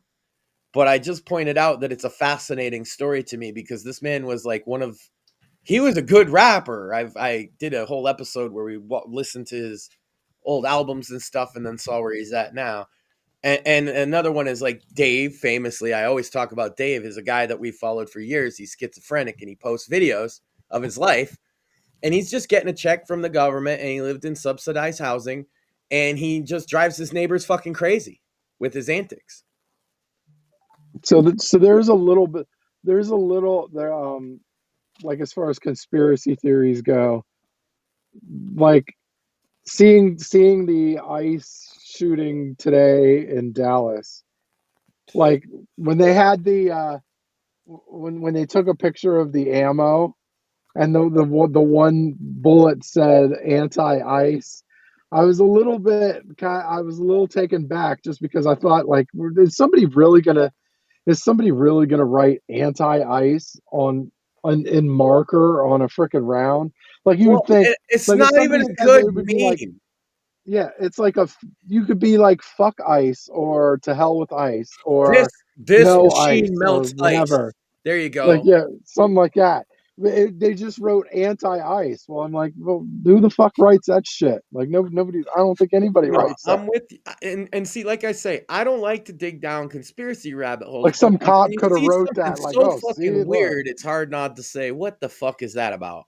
So I actually, on that specific point, Max, I do have to say I find it weird that, like, whether it be the Charlie Kirk shooting or the Minnesota, school shooting from a few weeks ago or the ICE shooting, like, all these people are like writing messages and shit on bullets, and I don't like Goes how back I to don't. Brandon Tarrant, I believe, is the first case I saw of that. The New Zealand mosque shooter was the first one I saw do that specific act. Well, I find it weird that all these shootings that are like prolific in the news right now, like all have they're all bullet casings that are that have like shit written on them. They're also there is a little odd. There's a little odd. They're also traditional, like more like hunting rifles than the traditional boogeyman shooting gun, obviously being the AR-15 or any other, AR platform or whatever. But in this case, it does seem to be single action hunting rifles. What's up with that? That's a weird thing on its own, like right? It's like a base covering. Like, see, we're not using ARs, so you can't use the. You can't use the. Oh, he's using a gun that should be an illegal weapon. Like, no, they're using like these single bolt action rifles that you can fucking buy at Cabela's or some shit. Like, well, and that's going to be the left's excuse for because the left is saying, oh, we're never going to take away your hunting rifles. It's only going to be the the mean old scary full automatic AR-15. And now it's all hunting guns being used. Yeah, that's coincidental. Yeah. What a coincidence. And then didn't the with the Charlie Kirk shooter, didn't the grandfather give him the fucking gun? Like, how are you gonna regulate that shit? Like, I will say there is a case to be made that, besides conspiracy, there's two things. It doesn't necessarily mean somebody's directing this, is what I would say. Where they know things, they share things, they have handbooks. A lot of people on the right don't understand this, that they know what to do. They get told what to do. They're instructed. Read their literature sometime. It's very extreme. Yeah, Sam laughs because he knows I'm understating. No, I'm laughing because Ash in the comments says, "LOL, the CIA just has the one rifle." That is a funny. True. Hey, their budget got cut with the U.S. aid. They can only afford that one. And they're old they rifles. Gotta pass it around. But it's odd because both the Charlie Kirk shooter, like the Charlie Kirk shooter, and then the ICE shooter in Dallas, both had like older rifles. Mm-hmm. Like, it's it's an access thing, and they actually talk about this in the Antifa handbook. That if you know that your parent was in a war, you might be able to easily access those rifles. They usually talk about it when the revolution comes, you'll know where to find your gun. But they explicitly, I'm telling you, in the Antifa handbook, tell you to make sure your grandparents don't have a fucking rifle around that you could steal, because if they do, you should steal it. They say this shit explicitly in their literature. That's why I'm so glad that they're now labeled a terrorist group, because I can say I've been calling that for fucking 10 years, and I've been harassed by a terrorist group. Also, Ash B is like chat MVP. I've been cracking up over some of this shit. Yeah, Ash cracks me up in our text messages too. When Ash said, when the nanobots get you, you'll feel so silly, and that just got me. I'm not gonna lie. Yeah. And yeah, he also says, I found a guy who exposes paid protesters. Some of them get paid 70. Andrew Breitbart was talking about that like 15 years ago, how about how the protesters will get paid, like, you know, and like that's what and like so that's what like the left is saying, like, oh well, all these unemployed neckbeards are like part of Antifa. Like, that might be true, but also those unemployed neckbeards are getting, like, you know, paychecks to like some extent. And a lot of them engage in communal housing in these cities, where they live in a big fucking dumped down condemned building basically for free, and they're getting all these subsidies from like Soros foundations and all that, and that's why Seattle and Portland, I mean, the money's there, so, and they have enough bodies that they can continue to go protest every night for fucking years. You can't just, that doesn't happen organically. I'm sorry. No way. No. And now that they're a terror group, I would like to know who's giving them that money, because you're financing terrorism. Agreed. Oh my God! I love books. I love I'm sure you guys saw this, but Brian Krasenseed had like an epic cry. Breaking news: Sam is looking extra handsome tonight, ladies. What? Why? Thank you, chat, Sam. I didn't even say it this time. Well, why? Thank you, chat. Did you know, since it's been like 2 hours since you did it, did you know he's also an award-winning author? He won the Lifetime Tim Achievement Award and Book of the Year. Yes. And this is the sequel to the Book of the Year, which is Sins of the Assassin. Hell yeah. Yeah. I heard he gives a mean naked chariot ride. That's what we're I heard that somewhere. It's funny you mentioned that. We have our crack team of offenseologists that have been working on studies in regards to Sam's fiction. And what we have discovered is that if you actually buy and read a copy of Sins of the Assassin, it is likely to increase your testosterone 15%, which will make you more based, more attractive to women, stronger and smarter. And it's multiplicative if you read more of his books. Yes, such as Shadows of Deception Volume 1. If you haven't read the first 3 books, you can buy this hardcover collection. And it collects the first 3 books in the series. We have RTO staff members who have bought this as gifts for family members. And can confirm. Yeah, and more. What did your brother think of Shadows of Deception? He's waiting for Volume 2, honestly. Well, awesome. Question from the chat. Ashby says, is it an Audible read by Sam Whitfield himself? No. Actually, no. We have the great Doug Green reads these books, former voice of the Huskies. And, man, he really adds a lot to your stories, Sam. Yes, he did. See, and that is a good question. I did try and read the books on my own at first, but the voicing just wasn't.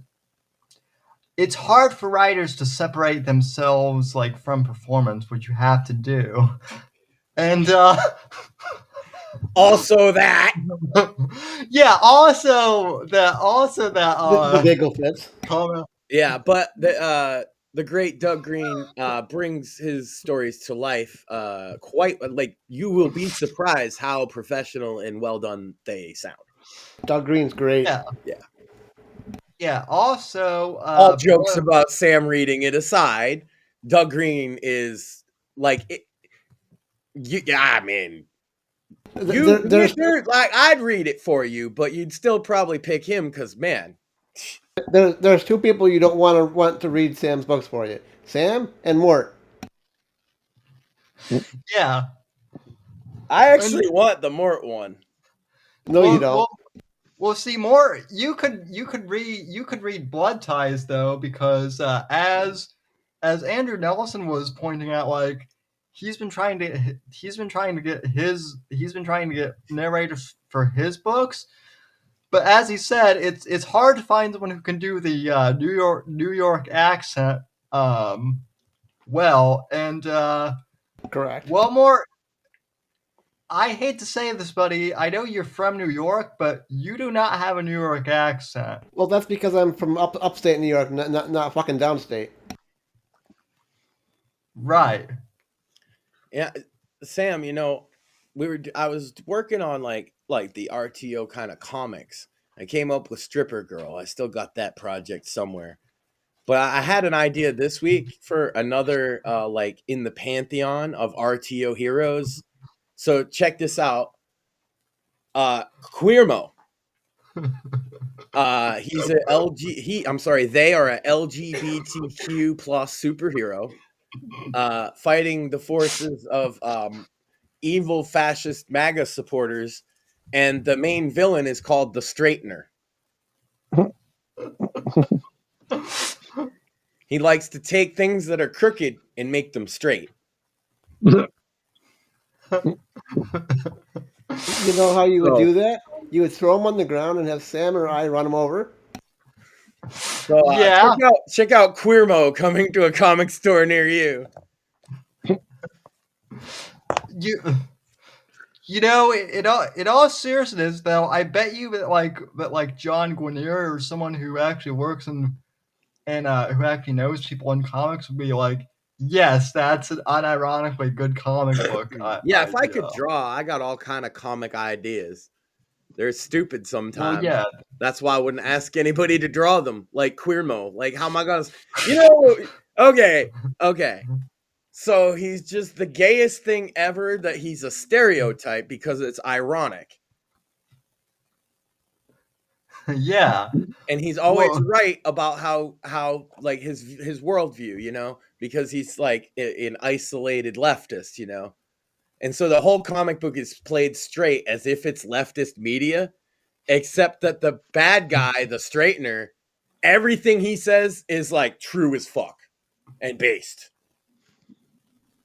That's my So is Charlie Kirk the Straightener then? No, I don't want to trivialize that with putting it there, but no, he'd have like big hands, for bending steel. That's how I figured it. Like, that's how he enters the scene. He like takes a crooked bar and he's like, "I'm the Straightener." Well, he has to have a sidekick that's like a big-breasted blonde. Absolutely, because how else would you do it? Right. Always accompanied by big-breasted women. Like that way, if you not feeling so queer now, are you, Queermo? It's like, let's turn up the temperature. Like, I'm staring at her jugs and I'm starting. No, it's starting to come up. No. My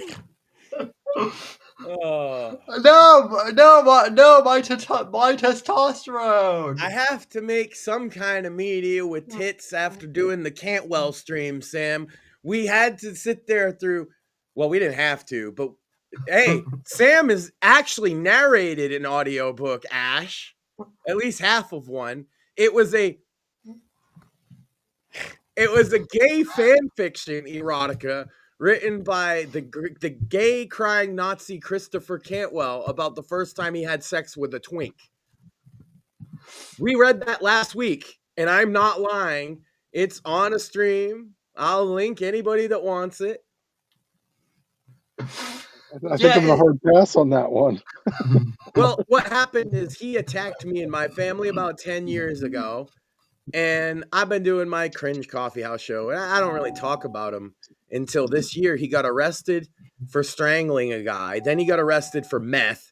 And then from prison, he writes this crazy, I'm not even kidding, 37-page essay about how he was secretly sleeping with dudes on Grindr the whole time.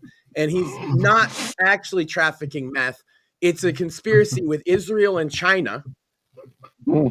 to blackmail him about being gay so that the alt-right wouldn't know he's gay, but they knew the whole time. And here is this gay book I wrote that won an award on Amazon. And I thought to myself, wouldn't it be funny if we read it? But then we read it. And I will say this.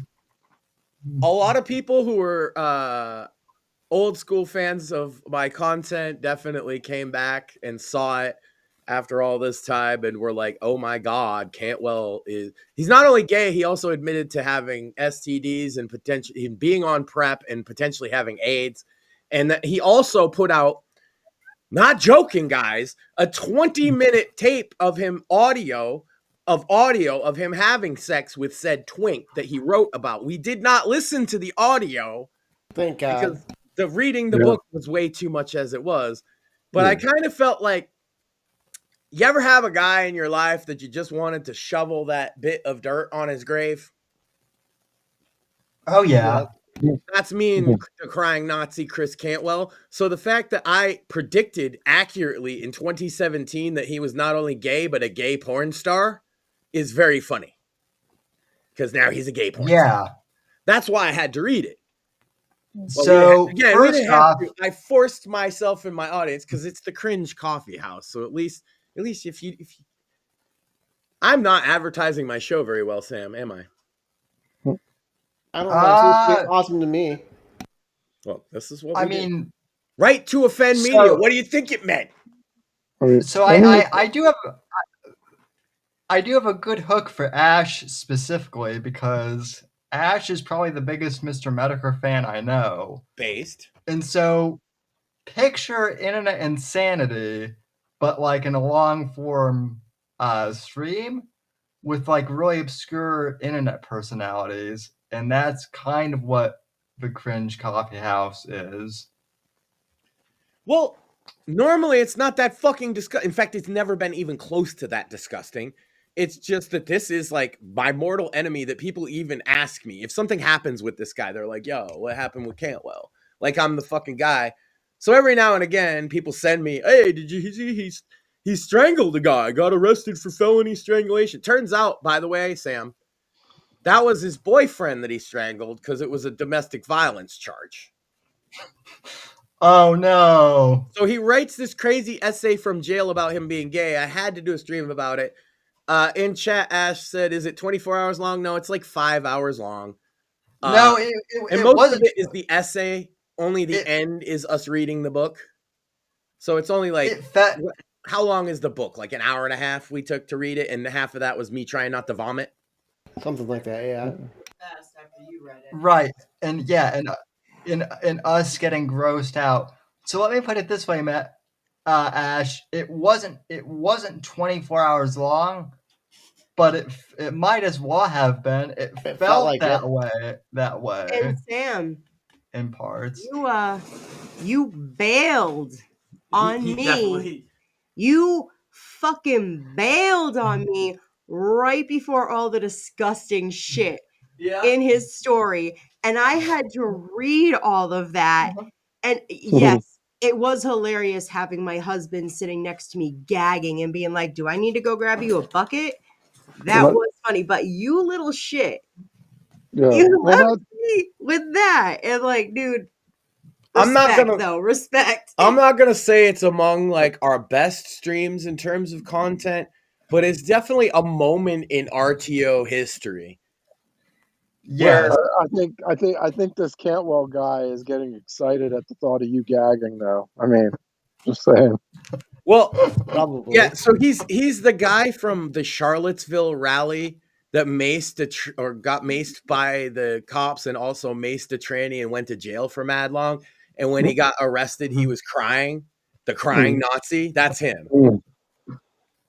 And so, but that was after he came. He attacked my wife. He doxed us, and he had people attack my wife, who she didn't even used to talk on a show like this much, let alone like public, right? And so, you know, we had a back and forth, and then I kind of forgot about him. He went and got arrested. He also, I mean, this is a wild guy. He did a tape that he called an art project where he was on meth for 12 hours just rambling. It's called The Mercy of the Other. And it ended up getting played in federal court as part of his extortion trial in front of a jury. Where it's like him on meth saying he wants to have sex with his mother and all kinds of wild fucking shit because he's on meth. And he called it an art piece. He said, oh, this is like looking in the mind of an addict when they're at their worst. You got to think about it real hard. And I'm like, bro, you recorded yourself on meth for 12 hours. What the fuck is wrong with you? I'm sure that was a hell of a court proceeding. Like, I bring you Exhibit A. Yeah, it literally was Exhibit A. Christopher Cantwell doing meth and getting banged in the ass. Audio. Yeah, his next. So apparently, because I did the stream about his coming out thing, somebody that actually is a reporter who follows Cantwell got in contact with me and gave me information I didn't have about his current court case. And one of the things they said that I can only take their word on is that he currently, because he's facing multiple felony charges, he was in a rehab. Apparently he got kicked out of the rehab is what this person says, which would mean he's supposed to go back to jail. So Ash has a few really great comments here. One by is, all means. This is insane. I know. I'm sorry. One is Sam has the best taste in women, unironically. Thank you. I will take Except it as for me. Well, yes, you should say that, Max. That's right. So, but I appreciate the compliment, Ash. Second of all, he says Christopher Cantwell sounds pretty autistic to me. and then he says I meant artistic. But no, Ash, I think autistic actually sounds, kind of fitting itself. Because, and the other thing too is like all Nazis kind are like gay meth heads to some extent.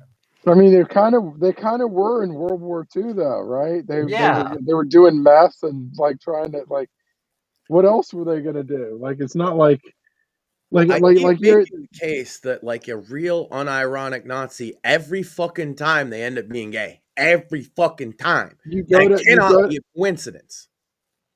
Yeah, you imagine you're invading France. There's all these beautiful fucking French women, and you choose to burn the whole fucking place down. Like, yo, you're probably a little gay. I'm sorry. I don't mean you guys sharing edgy racist memes on the internet either. I mean, fucking Hugo Ball wearing, I'm a national socialist, fucking Nazi. Every fucking time they're gay. Every fucking time. I mean, look. Ludwig Kaiser abandoned Tiffany Stratton. So that tells you all you need to know about German people. Anyway. Ash says Nazis aren't even real. Yeah, because it's all just closeted homosexual men. That's the secret. It's all just closeted homosexual men LARPing as Nazis because they don't want to be gay. Yeah. I don't even, I'm not talking about people who are even anti-Semitic here. I'm not talking about racist, separate thing. I'm talking about people who claim to be actual dyed-in-the-wool Nazis. Every fucking time I've ever seen one of them, they end up being gay. And I include Richard Spencer and Nick Fuentes, even though they deny it. Nick Fuentes threw a punch with his fucking thumb tucked into his fist. For me, that qualifies as gay alone. But by the way, when Nick Fuentes on Patrick Bet-David's podcast, he still wore a suit that was like 2 sizes too big for him. We are absolutely going to get you kicked right the fuck off of YouTube again, huh? It's beautiful. I love it. That's the goal, isn't it? And that's the goal. Damn. We got another topic that Maxine actually brought up. Did you see the GWAR thing with Libs of TikTok? No, but what's Oh my God, Sam, would you be shocked to know that GWAR killed a Donald Trump mannequin on stage with lots of blood? Nope, not at all. No. So Libs of TikTok was shocked by this and said it's blatant incitement. They know what they're doing. And I'm like, damn, then they've been inciting against every president since Nixon. Yeah. Because first of all, I want to start. I've been killed by Guar myself 20 times or so. I've been flushed down the toilet of death. I've been fed to the world maggot.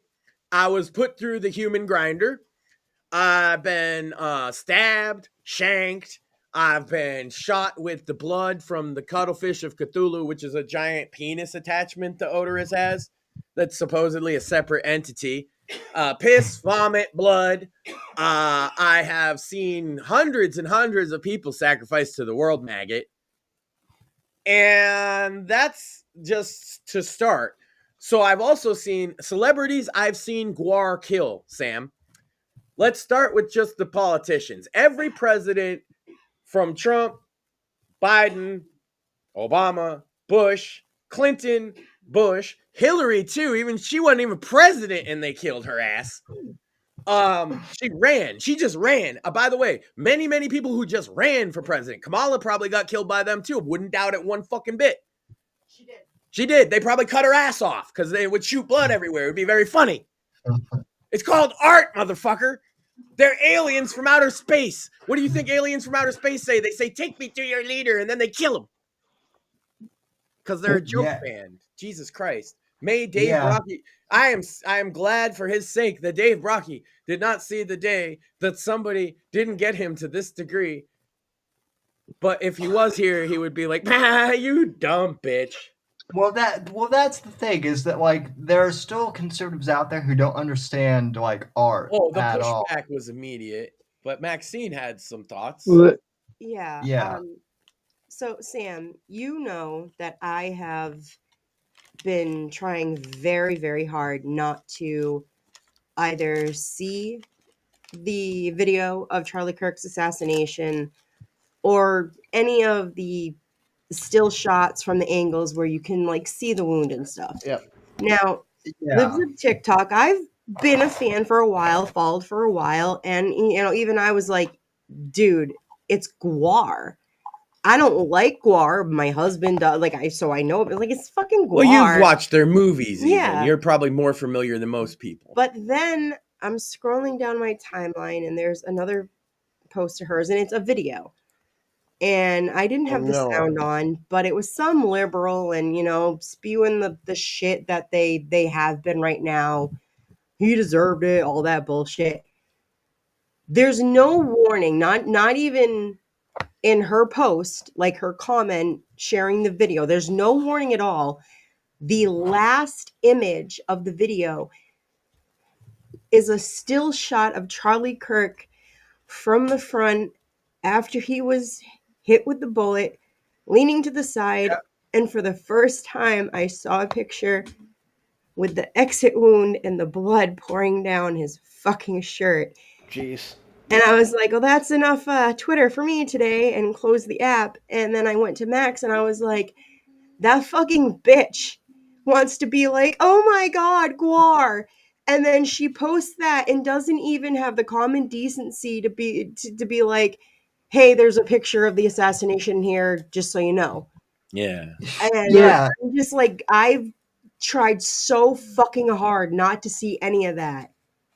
And I'm just like, God damn it, y'all. Like, you complain about using the video as a weapon, but then you do shit like that. You're not much better. For those that heard this before, that when this happened, she had been taking a nap. She didn't feel good that day. I actually woke her up to tell her what happened to Charlie because I knew she watched his videos all the time. She was a bigger fan than I was.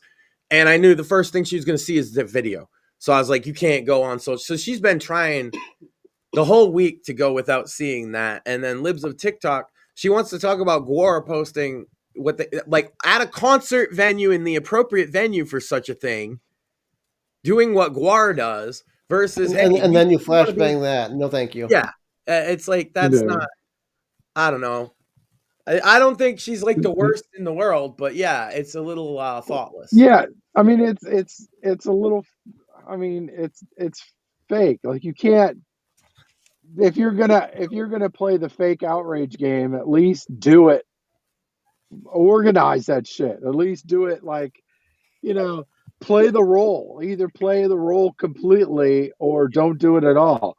Like, Right. don't half-ass it. Like, and I'm like, I'm on the side of like a whole bunch of these people are just kind of like rage baiters or whatever, or they're Well, playing you it. can tell my They're wife's playing it. genuinely upset by this. No, I'm saying, No, I'm not. I'm yeah. not saying you don't see But that. when What I'm you're saying is, like, I'm you're saying, pointing out they're trolling and all of this stuff, and that's all well and good. But then to somebody like her, she's just genuinely upset by it. right. But I'm Yeah, saying that that's a result, yeah. like part of that, because she kind of like Libs of TikTok. She's kind of half-assing her fake outrage, whereas like so like you said, like this Gore thing, like nobody gives a fuck about the Trump being on a Gore set. Like everybody, the people that have seen Gore know what Gore is. Like it's not that big of a fucking deal. But then like Their you turn singer around, that I know, Dave Brocky, died over 10 years ago. Right? They're so fallen out of favor. They like if you want to have outrage about Guar, you should have outrage about Jerry Springer and Mortal fucking Kombat.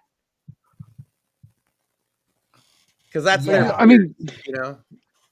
so, and some people just take it to an unnecessary limit too. I forget what conservative person said something about liquid death or something like that. I'm like, and it's like, oh my god, it's liquid death. It's like satanic or something. Like, no, it's fucking sparkling water, you stupid bitch.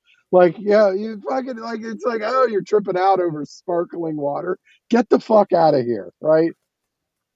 I Yeah. get it though. Their whole economy is driving outrage. It really is.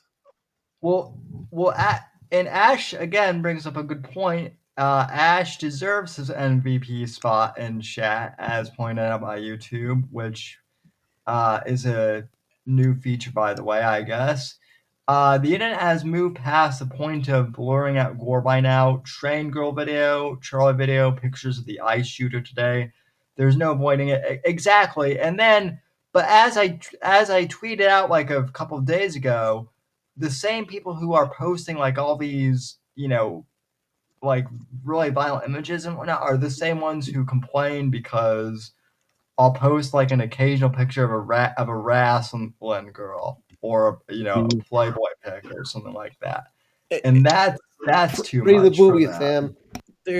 I've always felt like there's a place for everything, but I think Phil nailed it the most. Is like Libs of TikTok is trying to live in both worlds, and so what's going to happen is yes, my wife is one of those people that doesn't want to come across stuff that she finds super offensive. Like she gets upset when she sees people being anti-Christian. She does, like genuinely, and she has to step away for a second.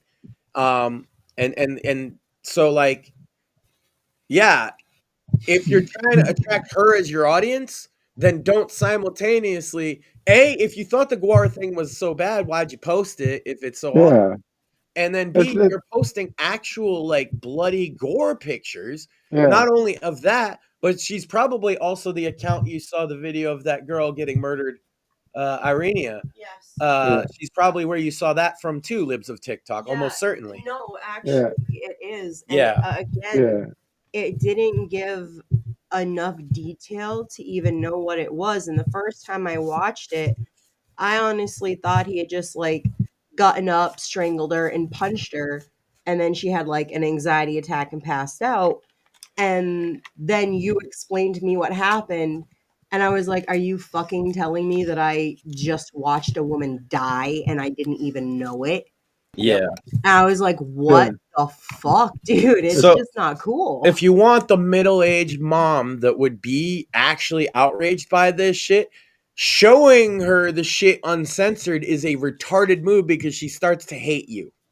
Yeah, like but like, and then you didn't even like showing the post was a contradictory oxymoron in and of itself, because it's like, in the tweet you're like, oh, this is so horrible, I can't believe this happened, and then you show the fucking shit that's horrible. Like what are you because doing? It's actually a little hilarious too, right? Yeah.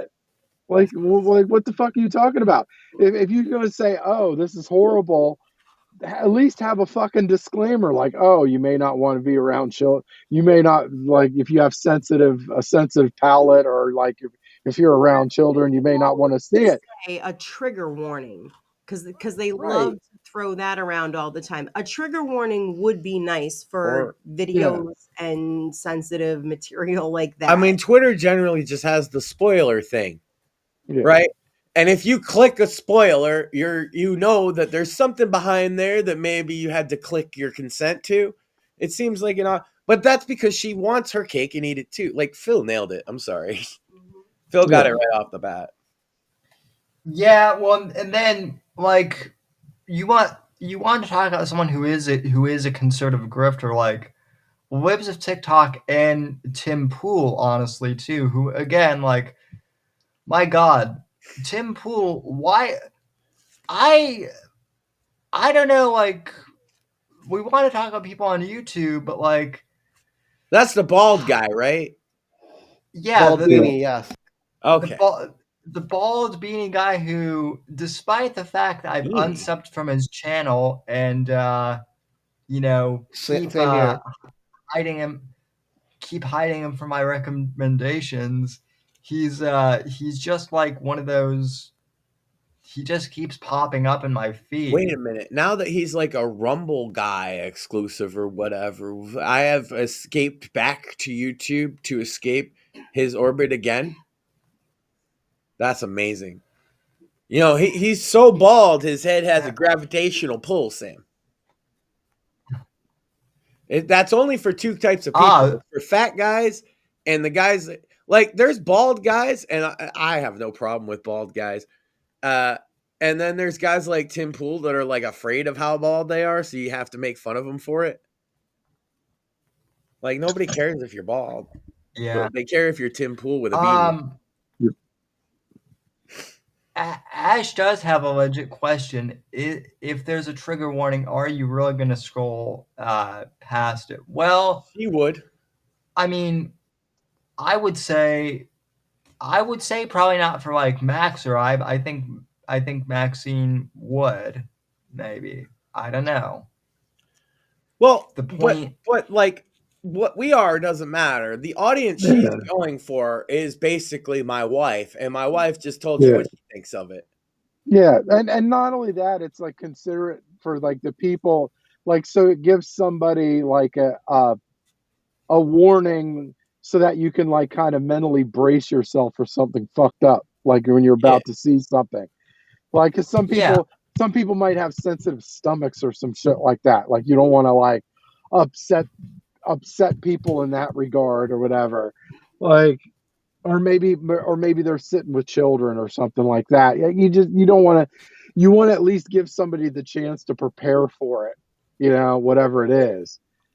Because there's a space for things. That's what I've always felt. I feel like conversely, not talked about as much recently, but still ongoing, is the attack on some of like the adult gaming and the adult film industry. Now, I'm not a big defender of porn. I tell guys they should probably not consume much of it. But at the same time, I'm not a ban it guy or anything like that. And to see like the blows that have been dealt to it through not any governmental process, but through, backroom deals with credit companies and stuff is concerning. But I think it's just a lack of authenticity too. It's like don't set like if you're gonna be a shock jock, like do it. Then don't be upset don't act upset because it just comes off as disingenuous. Like, oh my God, it's she so did take horrible. She took a follower count hit, and I felt like that's why Maxine explaining where she's coming from is useful, because I think that's exactly the hit she took. Yeah. That there are women out there who would follow libs of TikTok generally, but since the violence in the country has ratcheted up and she's showing it on her channel, are now being exposed to it in a way that they're not comfortable with and they don't like. I think there's an authenticity hit too. Like people just naturally gravitate to authenticity. They like if they think you're a fake fuck, they're not like you get interest gets lost from you real quick. Agreed. Like, so why I mean, people hate me. I mean, I don't know. People hate me too, but I don't. And I'm like, I'm probably about as authentic as it gets. I'm like, I don't give a shit. I'll fucking tell you exactly how I feel. But like I just like if you come off as fake, especially after preaching about how real you are, like it's just like it ruins it. It fucking ruins it. Like, don't be fake. Don't be fake. Just who gives a shit? Just or even like with You're showing our music age. acts. Yeah, but even like musical acts, like there's some bands that have a certain identity and then they try to change that identity and nobody's fucking buying it. It's like, what are you doing? And even if you I would say one such case is actually Metallica. Most people agree. And Yeah. even if I disagree with like a majority opinion that they've never done anything good since they changed up their style, the perception that that's the thing, right? That everything after a certain point with Metallica, most people is just like, oh, that's when they went fake. And they just don't like it on kind of instinct. Yeah. Is an interesting and powerful representation of what you're talking about. Yeah, and that like so like they went bass with they changed it up with the loads and whatever, and then it's like, and then they did go back different times, but essentially you could definitely say when they cut their hair, right? That's the biggest time people say they changed. But music-wise, but as far as music-wise, I thought they did go back, like with the Hardwired and shit. I thought that was like that they kind of started going back to their old way of doing shit. I enjoyed Death Magnetic. I think that they put that out in 2008. Is a good record. Yeah. Like I think like, but it's like once you wreck that image, right, it's really hard to repair it. No, and I end up, that's even among Metallica fans, that's like a common refrain is like, I think they suck after insert album here. It's different for a lot of them. A lot of them will say Master of Puppets. Some of them will say the Black Album or whatever. None of them will say anything past Load though. Actually I've seen them twice in concert. They do not play Loads on either. They didn't play Loads on either of their shows. They play not Fuel, Load, they play not Reload. Fuel sometimes, but that's from Reload. The two times that I had seen them, and this was like in the last 2 years, they didn't play anything from Load or Reload. Like that was like persona non grata. Literally, Fuel is I think the only one from that era that they continued forward with. Mm-hmm. And I think that's because it was in like a Mission Impossible as well. Mm-hmm. But that's exactly it. Is like authenticity was broken for them and it never recovered. Meanwhile, if you look at the direct peers like Slayer doesn't really have that perception. Mm-hmm. I'm not saying I think Slayer is better or anything like that. I'm just saying they don't have that perception of there's this big sellout moment and everything since sucks. It was more of like a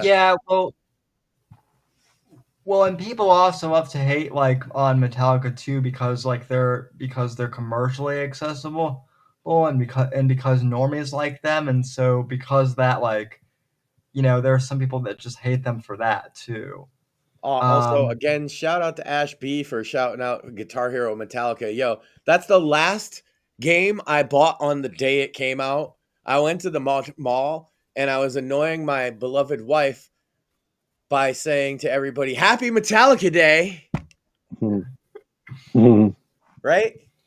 To which I would Metallica Day. Oh my God, she's giving me that look. Go on, Sam. To which I would say, thank you. Happy Metallica Day to you as well. But we didn't know each other. Some people did, and then other people were like, "What the fuck?" And I just kept walking. I used the phrase. I've been using the phrase "sad but true" a lot lately because people are saying, it's sad that Charlie Kirk died, but it's also on the positive. People are starting to wake up to how bad the left is. Well, if I'm gonna pick a song for the moment, it's clearly "Don't Tread on Me." Well, yeah, there's that. There's that. You know what? That's so better. Be it. So be it. Threaten no more. Also, Ash knows one of my favorite bands. Normies like Van Halen, and Van Halen is awesome, except for 3. Okay. I've yet to hear. Randomly talking about bands. Head PE is still as real as they ever was. Shout out to my homies, Head PE. Yeah. I remember Sam got so triggered when I said that Gary Cherone was Van Halen's best lead singer. Clearly it was a joke, but boy, did that, like, there's something set him off on that one. It was like, I was like, clearly, okay, come on. Right? It's funny because he won't react that way from me, because he assumes I'm gonna think a lot of shit is corny. And then when he finds out that I also like a lot of different music and some of it, he's like, "You like jazz?" Like, no shit, Sherlock. Yeah. Yeah, I love the Duke. Like, everybody loves Duke Ellington. Even people that don't know who the fuck he is love him. Tell me I'm wrong. Which is hilarious. Did you see my stream with the VR game where I was conducting the orchestra, Sam? I was like, I had a moment when I was conducting Beethoven where I had that Clockwork Orange thing going, and I was like, a little bit of the old Ludwig von. I did see that. Also, yes, Queen is S tier even with Adam Lambert. Hell, facts. So, I don't know. I can't speak to the Adam Lambert thing, but probably, yeah. I don't know. I ain't seen that shit. I did. Adam Lambert is singing for Queen. How far removed from things am I? I saw them. They was part of like a group concert or whatever. They were out. They had a lot of stuff. I wasn't really much of a fan. I mean, there was a couple. I'm not trying to even hate. I just wanted to specify I hadn't heard it. Yeah. Like, yeah, but I mean, like, I did not like that concert. Not really, because he turned Jesus in. What an asshole. Yeah, he played Judas in that fucking. Oh, he was Judas in Jesus Christ Superstar. Yeah. Oh, yeah. Fair enough. Hey, that's a big role. I'm like on touring. I thought Brian May, he's not, like, he shouldn't be touring anymore. Like, the guitarist. I'm like, there's some people that just should, like, not fucking tour. Like, if you, and like he tried to do, like, he tried to do a couple solo spots, and I'm like, dude, okay, so either if you're gonna do the solo, you got to hammer your shit. And if you can't do it, then just don't do the solo or just don't fucking tour. Yeah. It's like old school touring logic is you're allowed to skip the solo on some songs. You just shorten the song. It's okay. Yeah. Like, you have your peaks that you absolutely like if Metallica plays Fade to Black, they have to play the whole fucking thing. But then if they play Fuel, you don't need the Fuel solo. Yeah. But it's like the solo is like if you call it, you have to deliver. And if you can't deliver, don't do it. Yeah. Right. It's tough. But that's why, like, yeah, a lot of the road dogs, will be like, yeah, just if that's a solo that's a pain in the ass to play night in, night out, that'd be one of the songs you cut short, bro. Well, this is what part of this was like. I had went to see when Ozzy passed away. I was actually I went to see a Coldplay concert, and what a juxtaposition. Sorry. Right. But he I'm not saying Coldplay's bad. But I was like, I was wondering. I personally was wondering, like, Coldplay was going to do something like little tribute or whatever, because it was like the day of, like it was the day of. So, Yeah. but he did, like Chris Martin did. He played Changes, which was Well, like, that, all right, that was dude, yeah, that was pretty. every musician touring since like 1990 knows an Ozzy song offhand.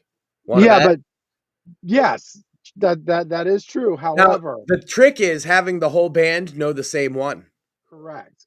So, and especially the guitar Mhm. part, because pretty much all the Aussie songs require a certain level of talent from the guitar, from the guitar element. Now, Well, you Changes, look at that's the a little, yeah, guitarists he Changes is had throughout his entire career, they're all, like, highly technically some of the best that have ever correct. Yep. lived.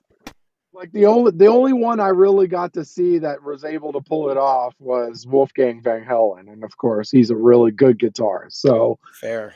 like right, but that was the only one. I don't think anybody did anything that day of like out of all like there was a couple tributes, but they just played Aussie music on the speakers or whatever. Whereas, I Well, really because that's what I'm appreciated saying. Ozzy's one of those guys that every single member of every single band on every single show that night right, would have known one, maybe two of his songs.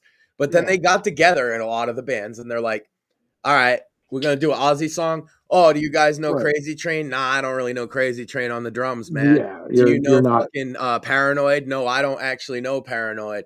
you're Can I not learn doing it any real quick? Not really. So then they you're end up not not being able to do anything really. you're not gonna look, same day, you're not gonna emulate Randy Rhoads or Zach Van Wild. That's not happening. It's Not not happening. not unless you're Zach Agreed. Wild and Randy's passed, so it ain't gonna be him. Yeah, like just not that day.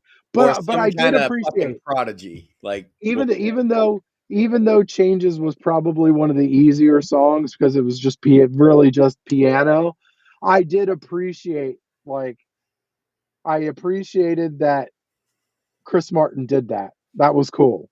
And especially because he did a major tour, and a lot of them are very scripted, like with the set lists and whatever. So he did take time to do that. I did appreciate that.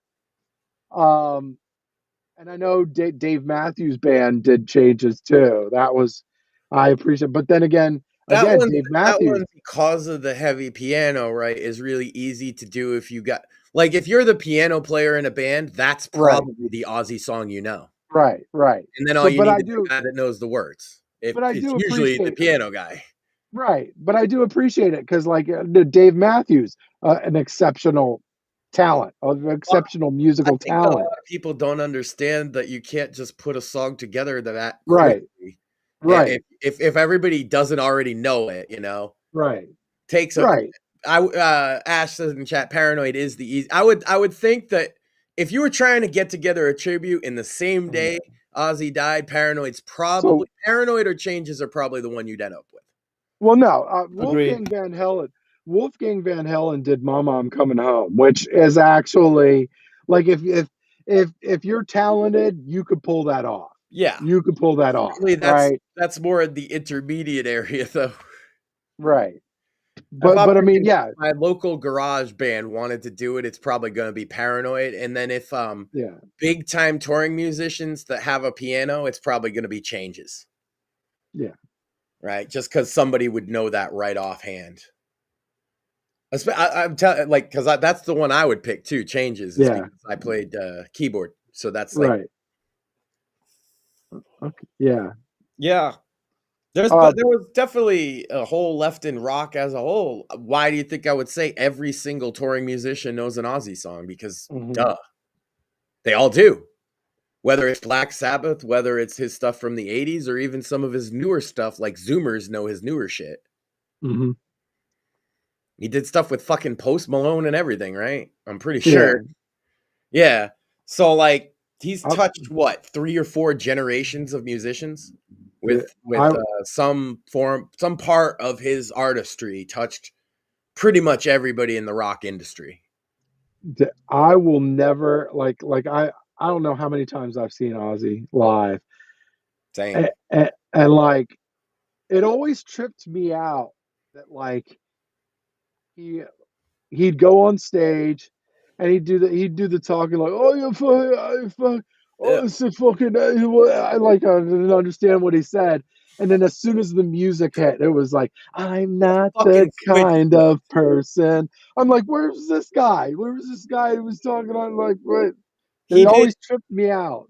To be fair, Always he tripped me did out. get better with the gibberish as he got older, I think, in public. But yeah, it's always a trip to see him because he'd talk for like 3 minutes like that, and Yeah. nobody knew what the fuck he was saying. And he'd kick right in, clear as day, pronouncing every syllable of every fucking song on his set list. The only words that I could really understand were the curse words, like when you say fuck or shit or whatever. I'm like, oh, yeah. Yeah, fuck the record label or something. And you're like, okay, yeah. And then like the music comes on and it's just like a different voice. A different voice just came out. Like it's 1980. It was just tripped me the hell out. Yeah, I went to Ozfest heavily through the late 90s to the mid 2000s, and he never missed, man. No, never There's missed. bands that miss, even legendary bands that miss on occasion, but I ain't never seen Ozzy miss. I went like he actually there was the one Ozfest with Crazy Town, and like I think he ribbed them, which is like you're not supposed to do that. But Ozzy, who the fuck's gonna tell Ozzy he can't do that shit? It's literally his shit. He would get these wild on the Ozfest out here. It would be run by the radio station, AAF out of Boston usually, and like they'd get some wild band because we got like Boston obviously has like a local hardcore scene at the time. So, speaking of which, we just saw Power Man 5000 in July. It was a fucking blast. And there's like Hatebreed and stuff that's always around. And so like these shows, we'd have like rap act. Ozzy would be fine with like whoever. I saw Insane Clown Posse, Ozzy Osbourne, and Willie Nelson on the same show. Granted,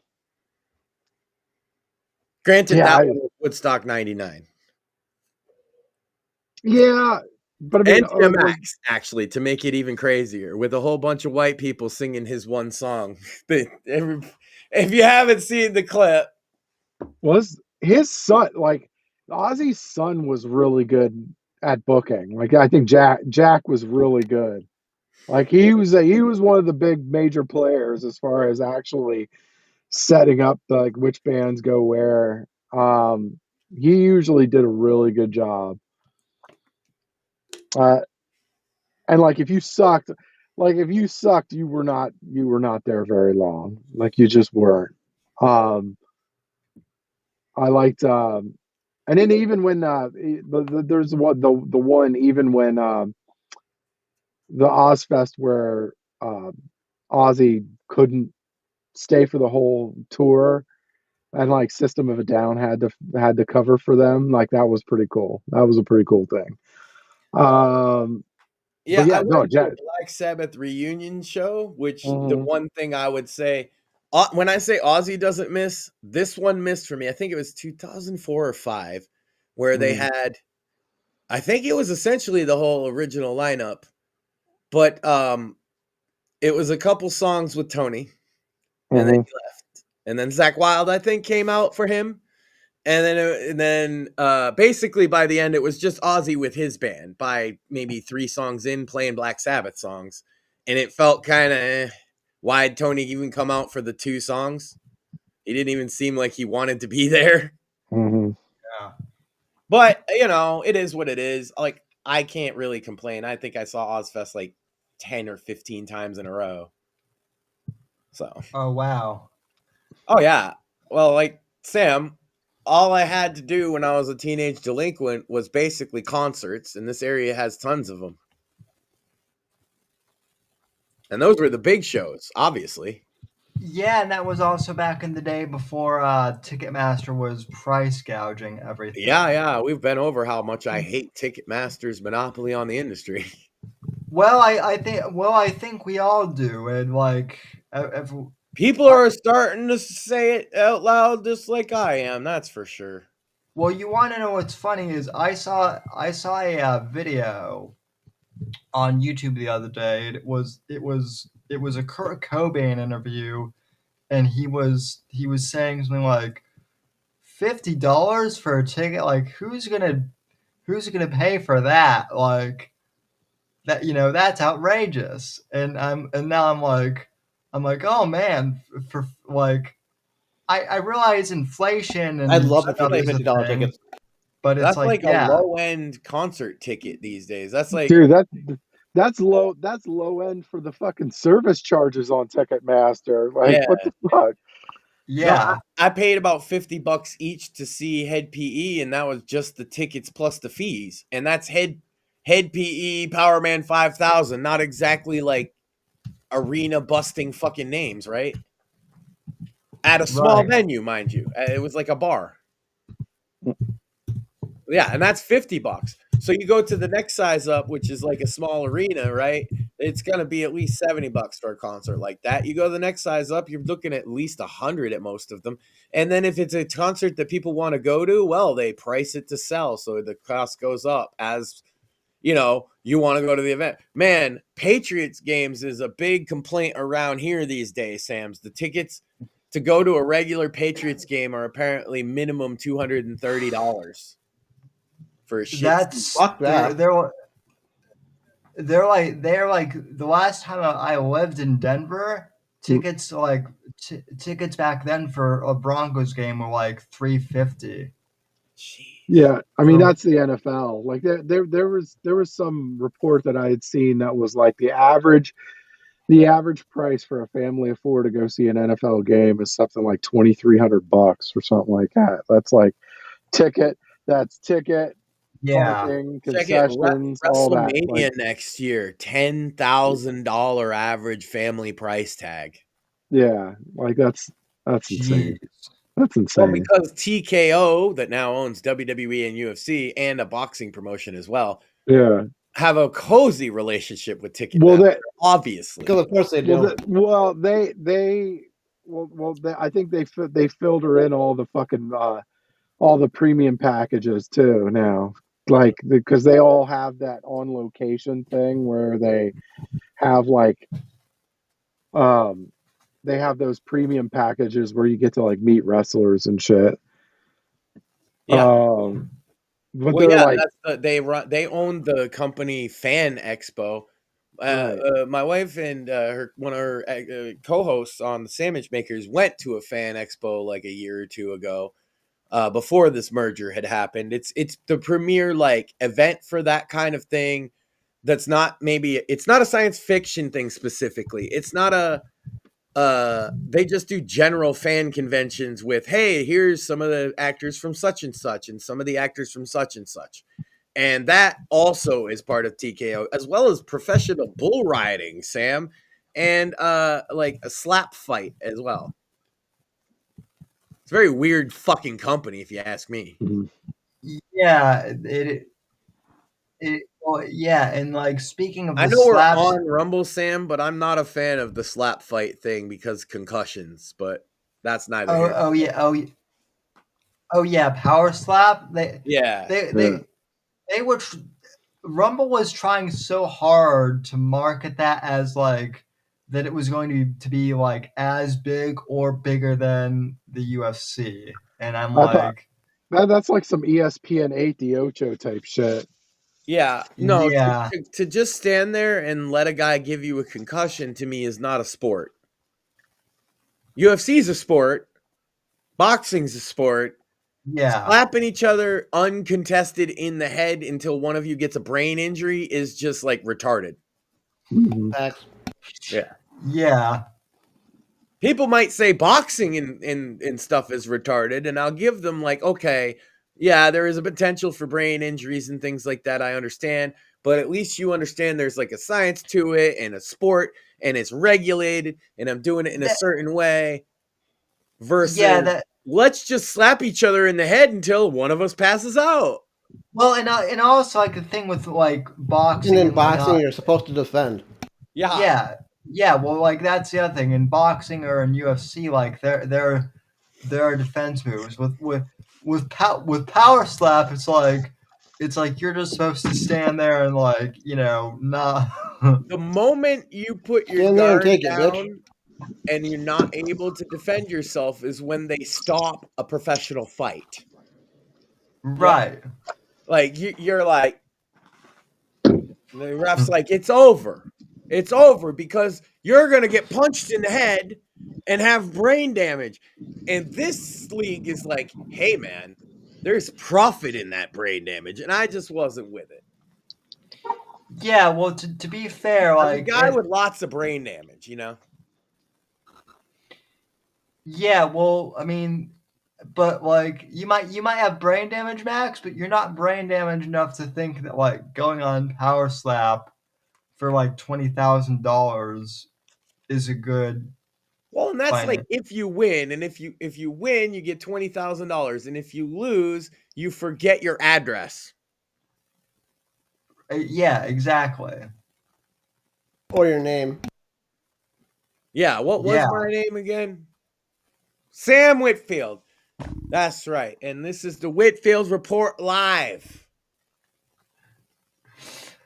Now it's a case of mistaken identity there, Max. Why? Did you think you were Sam Whitfield too? Do you have brain damage? He's the original Max. The funny thing of it is, I actually do. Now we're just the Spider-Man meme. Yeah. Except pointing at ourselves. Like, no, I'm the real Sam. No one will know the difference, Sam. No, I'm the real Sam. I'll just make lots of cripple jokes. No, the funny thing about Mort saying that and be late every week. I have to be late and tell cripple jokes, and no one will notice. It's a devious plan. People actually thought that Mort and I were the same account on Twitter for a while. But like Mort was somehow like my alt or something like that. Well, and I guess Phil had to pop out, but thanks for popping on. I always a pleasure. Yeah. And I'm glad he showed up. I guess there's benefits to going back on YouTube, Sam. Yeah, and old friend. And I mean Ash tuned in and hell yeah. I don't know, we've been going for 3 hours almost, and we've said some. Well, I wouldn't say we've said anything wild, just standard Right to Fund Media stuff. So yeah, we all know that we got to stop these Andromedans. And well, the only way to stop Andromedans, Sam, is with pure water. Well, yeah. They're allergic to it. It makes them melt. Like, that's why it's in The Wizard of Oz, right? Because it's like a secret coded message telling us that if you throw water on the bad ones, which are the Andromedans, that they go melting all over the world and all that shit. I seen it once. But you gotta wear the glass. Where's my fucking glasses? Well, I mean, you say that, but like some of these people who are like, protesting against Trump, if you threw water on them, like, I'm pretty sure that they actually would melt. They would dissolve, Sam. Well, you gotta have a pair of these. Oh my God, not those. So that you can see the Andromeda. Once you put these on, they're blue. You know what I mean? And you'll see them. They're blue as fuck, dog. And you just gotta throw like water on them. Just pure, yeah. And they'll be like, I'm melting. Oh, I'm back to. Because it sends them back to the hive. So wait, so Max, I have to ask you. I mean, so I don't have a pair of those glasses, but I saw AOC on the television the other day, and she was blue as. I'm saying they put the messages in our media for years, Sam. You ever heard that song? I'm blue, dabba dee, you'll die. They were telling us it's all in the messaging. The color blue. Everything is blue. His house is blue. So is his girlfriend. Accept the blue. We must have the blue. That's why they need diversity. Because once we accept all the humans, then they're going to be like, and you got to accept the blue people too. Come on. We're already in control. What are you going to do? Send us back to Andromeda? I mean, the only blue, people I like are the Blue Man Group. Well, Smurfs are okay too.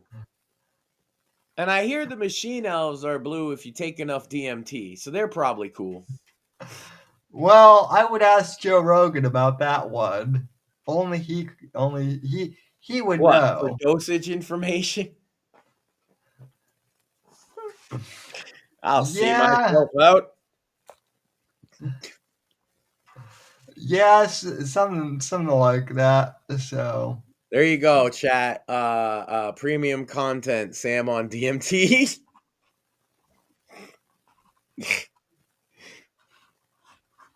If I ever do make it on to Joe Rogan's podcast, I am going to ask him, like, so Joe, what do you think of people making?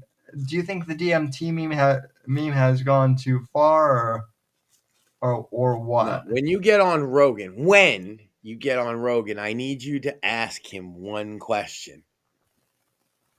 You got to remember this, Sam. No matter what, this has to be maybe your last question. Maybe it's the one you leave with. But you need to be very serious for a moment and say, Joe, you ask you something. Why are you gay? That might be a good that would be a good question to save to the end. Yeah. Because the world needs to know. That's true. And then as a follow-up, well, does your mother know you're gay?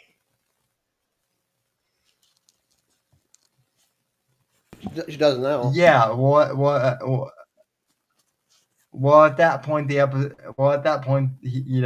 we would have gone off air. So why? You don't think that Joe can handle his feelings like a real man? No, I know, absolutely. I mean, the dude. Listen, if anyone can handle jokes like that, it's Joe Rogan. He's been in a room with Alex Jones for like 3 hours. Let me rephrase. Why you like suck dick? Sorry, Sam. We're gonna be banned off of YouTube in no time, ladies and gentlemen. We are the canary in the coal mine, Sam. Because if anybody's gonna get banned, it's gonna be us. So be sure to subscribe to our Rumble channel, where this is also multi-streaming, and over on Kick. I started with the one where we literally this one time at Bandcamp gay porn. I'm probably gonna keep streaming on YouTube a little bit just to test this. Yeah, well, that's the whole thing. Is like now they have Fuentes on, and they have If I get banned, it better be for Cantwell's gay porn. If it's anything else, I'm going to make a mockery of them forever. Well, see, Max, like that's the whole thing too, right? If they had banned me for something cool initially, that would have been one thing. But no, they we don't even know why I think they banned you because you kept showing feet, Sam. But I admit, he does give the people what they want, and they want Sam's feet.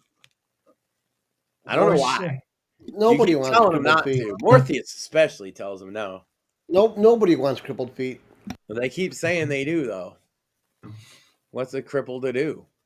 That's easy premium, money, Sam. That's premium content behind the paywall. Yeah. What you do is you take a video of your feet for like an hour, and then you play it on a loop for them and make them pay like $50 each. Yeah. I've. No. That's 100. what you're saying. 100. For Sam's Well, speech, yeah. 100. Yeah, even then, it's a good deal at a hundo. That's right. That's 24 hours premium of Sam's feet on a loop. Yeah. That is premium fucking content. Indeed. Well, I wanted to give Mort a chance because I know that Mort has been gone for the last couple All we are saying of weeks. is give Mort a chance. But Mr. Mortman, how have you been doing with this whole Charlie Kirk thing? Honestly, still processing it. Better this week than the last couple of weeks. And not gonna lie, if we hadn't taken that first week off from Bits and Bones, it would not have been good for the show. Right. Well, I will because we think we've seen a Mort rant, but that one would have been bad. I will say that the show you guys did last Friday with Core popped on was great. Yeah, I love shows when Core pops on. Yeah. And you mentioned you had a Mort rant for us tonight, so if you still have one, feel free to go. Feel free to go off, King. No, the Mort rant's more game related. Oh, that's a teaser for a Bits and Bones bit, Sam. You see, he out-professionaled you with his promo right there. You're going to take that? Well, shoot. You better shill a book or something. The fuck are we doing? We're going to be on YouTube. We're sellouts already. What the fuck are you doing? We're selling books. We're promoting shit. We're good on that boys that are not going to ever get banned because we are nice and friendly and happy. Look, lady. Hold on. We're the voices of a generation. Ladies, this is the face and voice of a generation. That is true. Well, if we want to talk like something controversial, book 5 of Shadows of Deception, American Inferno is in the works. I am dedicating it to Charlie Kirk. And with all this political violence and all these now little assassinations, I think it's as much as I hate to say it, I think unfortunately we're living in times that should be in a political thriller only, but unfortunately are part of our reality now. And it's sad, but life imitates art, or art imitates life, rather. So best make the most of it, I guess. That's why I look a little bit like a Picasso, Sam. Only a little bit? That's I don't know whether to laugh at that or be like, geez, that's actually pretty profound. I know you say things for like comedy purposes like that. Every once in a while, it's like, geez, that's actually kind of profound. Yeah. See, that's the benefit of being retarded, Sam. Well, the problem, though, is I never know when that's going to happen or when it's going to be like I say a bunch of dumb bullshit and everybody looks at me like I'm stupid. Like, it could be either way at any given moment. And that's the lifestyle you got to lead if you want to be truly retarded. So you've got to be a savant, in other words. Gotcha. It's got to come a little naturally, but you got to let it come natural, at the same time. Like, the enemy of the retard is thinking. And whenever you're thinking, you're not being retarded enough. And this can cause you problems if you are a true retard because you're not in line with your true nature in your inner self. So what you got to do, you got to stop thinking, right? And you got to go with your immediate instinct as being the gospel truth forever, and nothing will ever change your mind.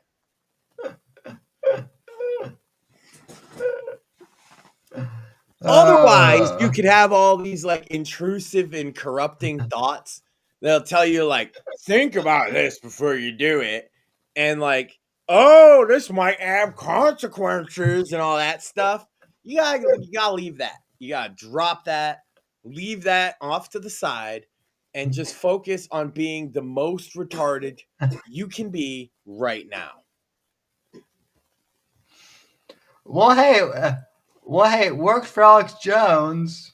True. It can work for you too. He's but kind you of gotta retarded. stop thinking so hard. So that's what I've been doing wrong for all of these years. I told you, like the thinky thoughts, they start to hurt after a while, right? You gotta flush them out. You gotta think about like basic shit, like eat, sleep, fucking trains, Sonic the Hedgehog, and Minecraft. Oh, God. and like God and country and stuff too. Yeah, well, those things I think about like all the time. Yeah, you gotta like have wood for America, you know. Like I not do. literally, that'd be gross, but you know, figuratively. Oh. Cantwell was trying to get wood for America. He couldn't get it up. That's why he got 200 Viagra pills. You know, Well, that's because he's a fucking commie or whatever, Nazi. Well, I was gonna say it was personal use,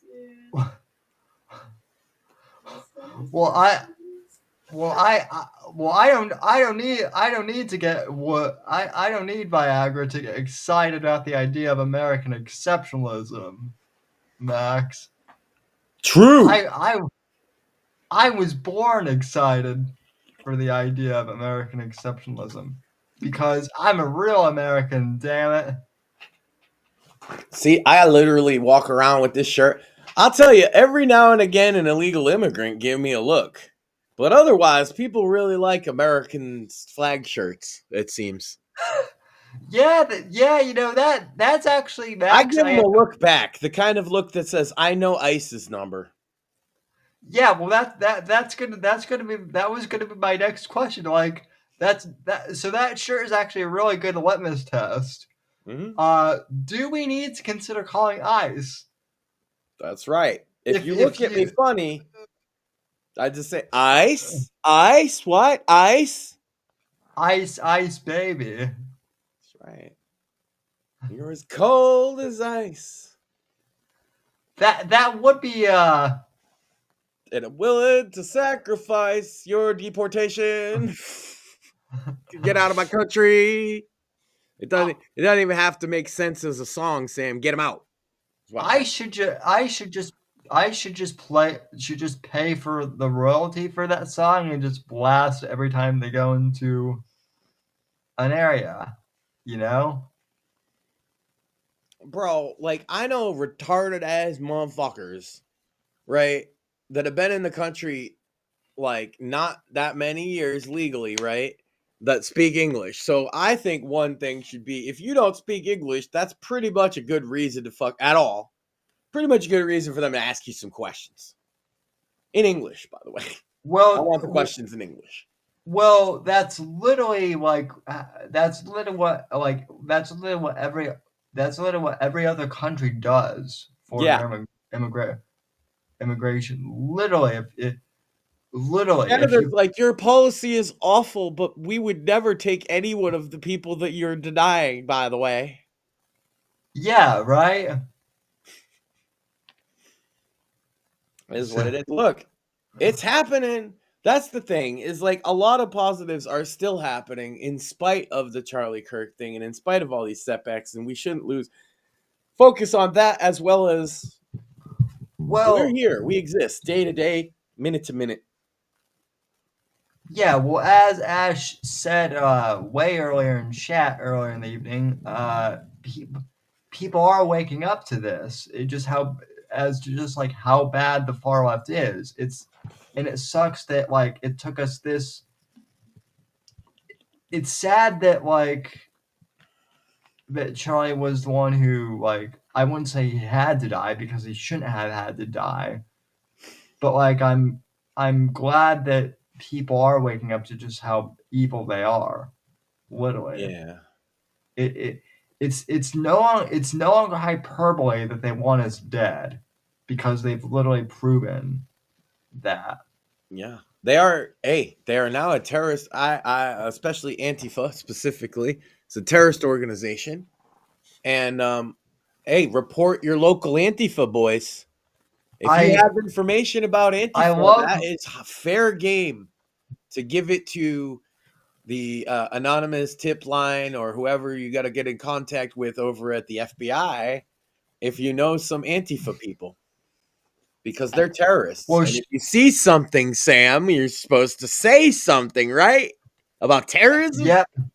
I've been kind of rubbed Jerry Nadler's ass the last couple of weeks now because of fucking Antifa, because of the motherfucker. What's Antifa? Antifa's the myth. No, it's not, motherfucker. Eat shit. Hey, whatever, man. Well, it's the ideology of the terrorists. Either way. Yep. Yeah, well, Brian and Ed Kratstein, they can't, they can't stop talking about how they're Antifa, and so maybe the FBI. We get Krasenstein's frog marched to Congress, it would be the funniest thing of all time. In handcuffs, Sam. In chains, the Krasensteins are walking up the steps of Congress like dogs, like animals, and sat before there and asked, so you've declared yourself a part of a terrorist organization. What's that about? Yeah, a man can dream, Sam. A man can dream. Yeah, no, I would love the answer. So I would love the answer. Also, they keep claiming that like Tucker Carlson is a foreign asset of Russia. But like that's a very specific accusation that they're making, right, Max? So my theory is, what if, and I'm being completely serious, I'm not even joking. What if they're foreign assets? Foreign assets in China. Yeah, I have proven in the past that both the alt-right and Antifa take direct money from the Chinese Communist Party via Bitcoin transactions in 2017 and 2018. That's what I'm Richard saying. Spencer, as well as several people that organized Rose City Antifa, all took money from the same Bitcoin wallet that comes from China, specifically, is what we found. About $250,000 to the left and about $250,000 to the right. Okay. Well, that's what I'm saying, Max. Right before Charlottesville, coincidentally, isn't that weird?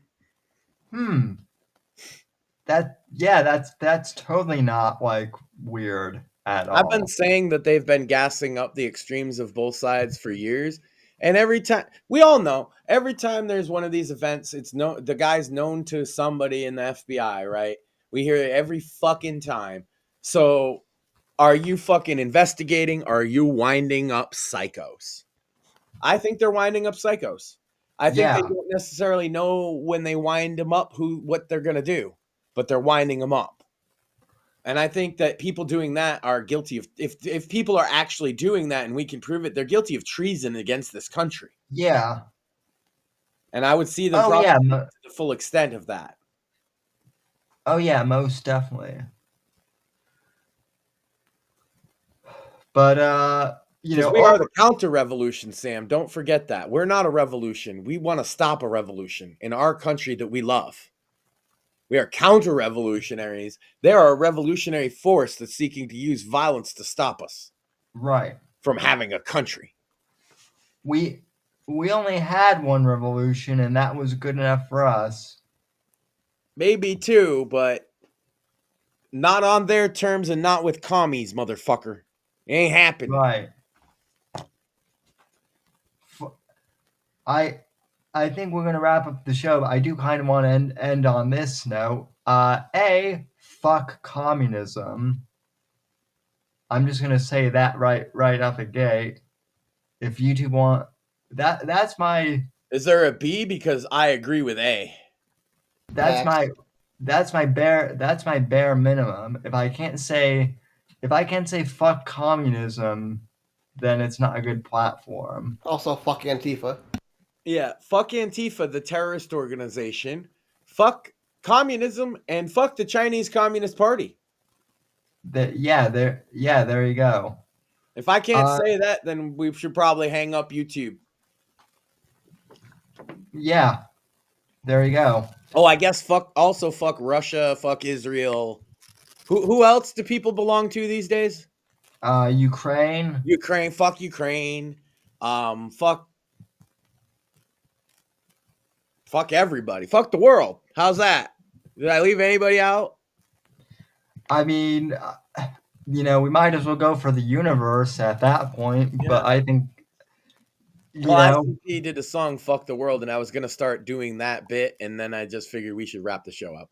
Yeah, but also on that note, buy Sins of the Assassin, because although the world might be screwed up, my books are not. So, Based. the world's dark out there, but my books, hopefully at the very least, can entertain you. And quick side note on that too, please keep my friend and fellow author Ellis Luca Godich in your prayers. Max, you might not know this, but Luke was he was born with a congenital heart defect. I think you might remember that. I think that's come up, yeah. But he received news from his doctor, and it's not looking too good for him. So he's having to go back to kind of redo some of his meds. Everyone's hoping that it's something that can be fixed, but hopefully he's all right. Yeah, well, definitely like prayers from everybody. Yeah, don't like to hear that at all. I hope it's a speedy recovery, and people keep them in your thoughts. Yeah. So, and he he, like Charlie, has inspired many young men. So we need more people like him and more people like Charlie. I mean, I'm here doing what I'm doing, and we're here doing what we're doing, even if it's just making people laugh on the internet. But anyway, we appreciate you all, and at times like this, things can be a bit sobering. We just try to remember and be humble and appreciate, like you said. Yeah. And thanks for making our return to YouTube. Awesome, folks. We didn't drop one F slur, Sam. I was keeping track. Yeah. Well, that's good. So we were behaved gentlemen. Why the fuck not? Well, I mean, do we want to just speed run it? We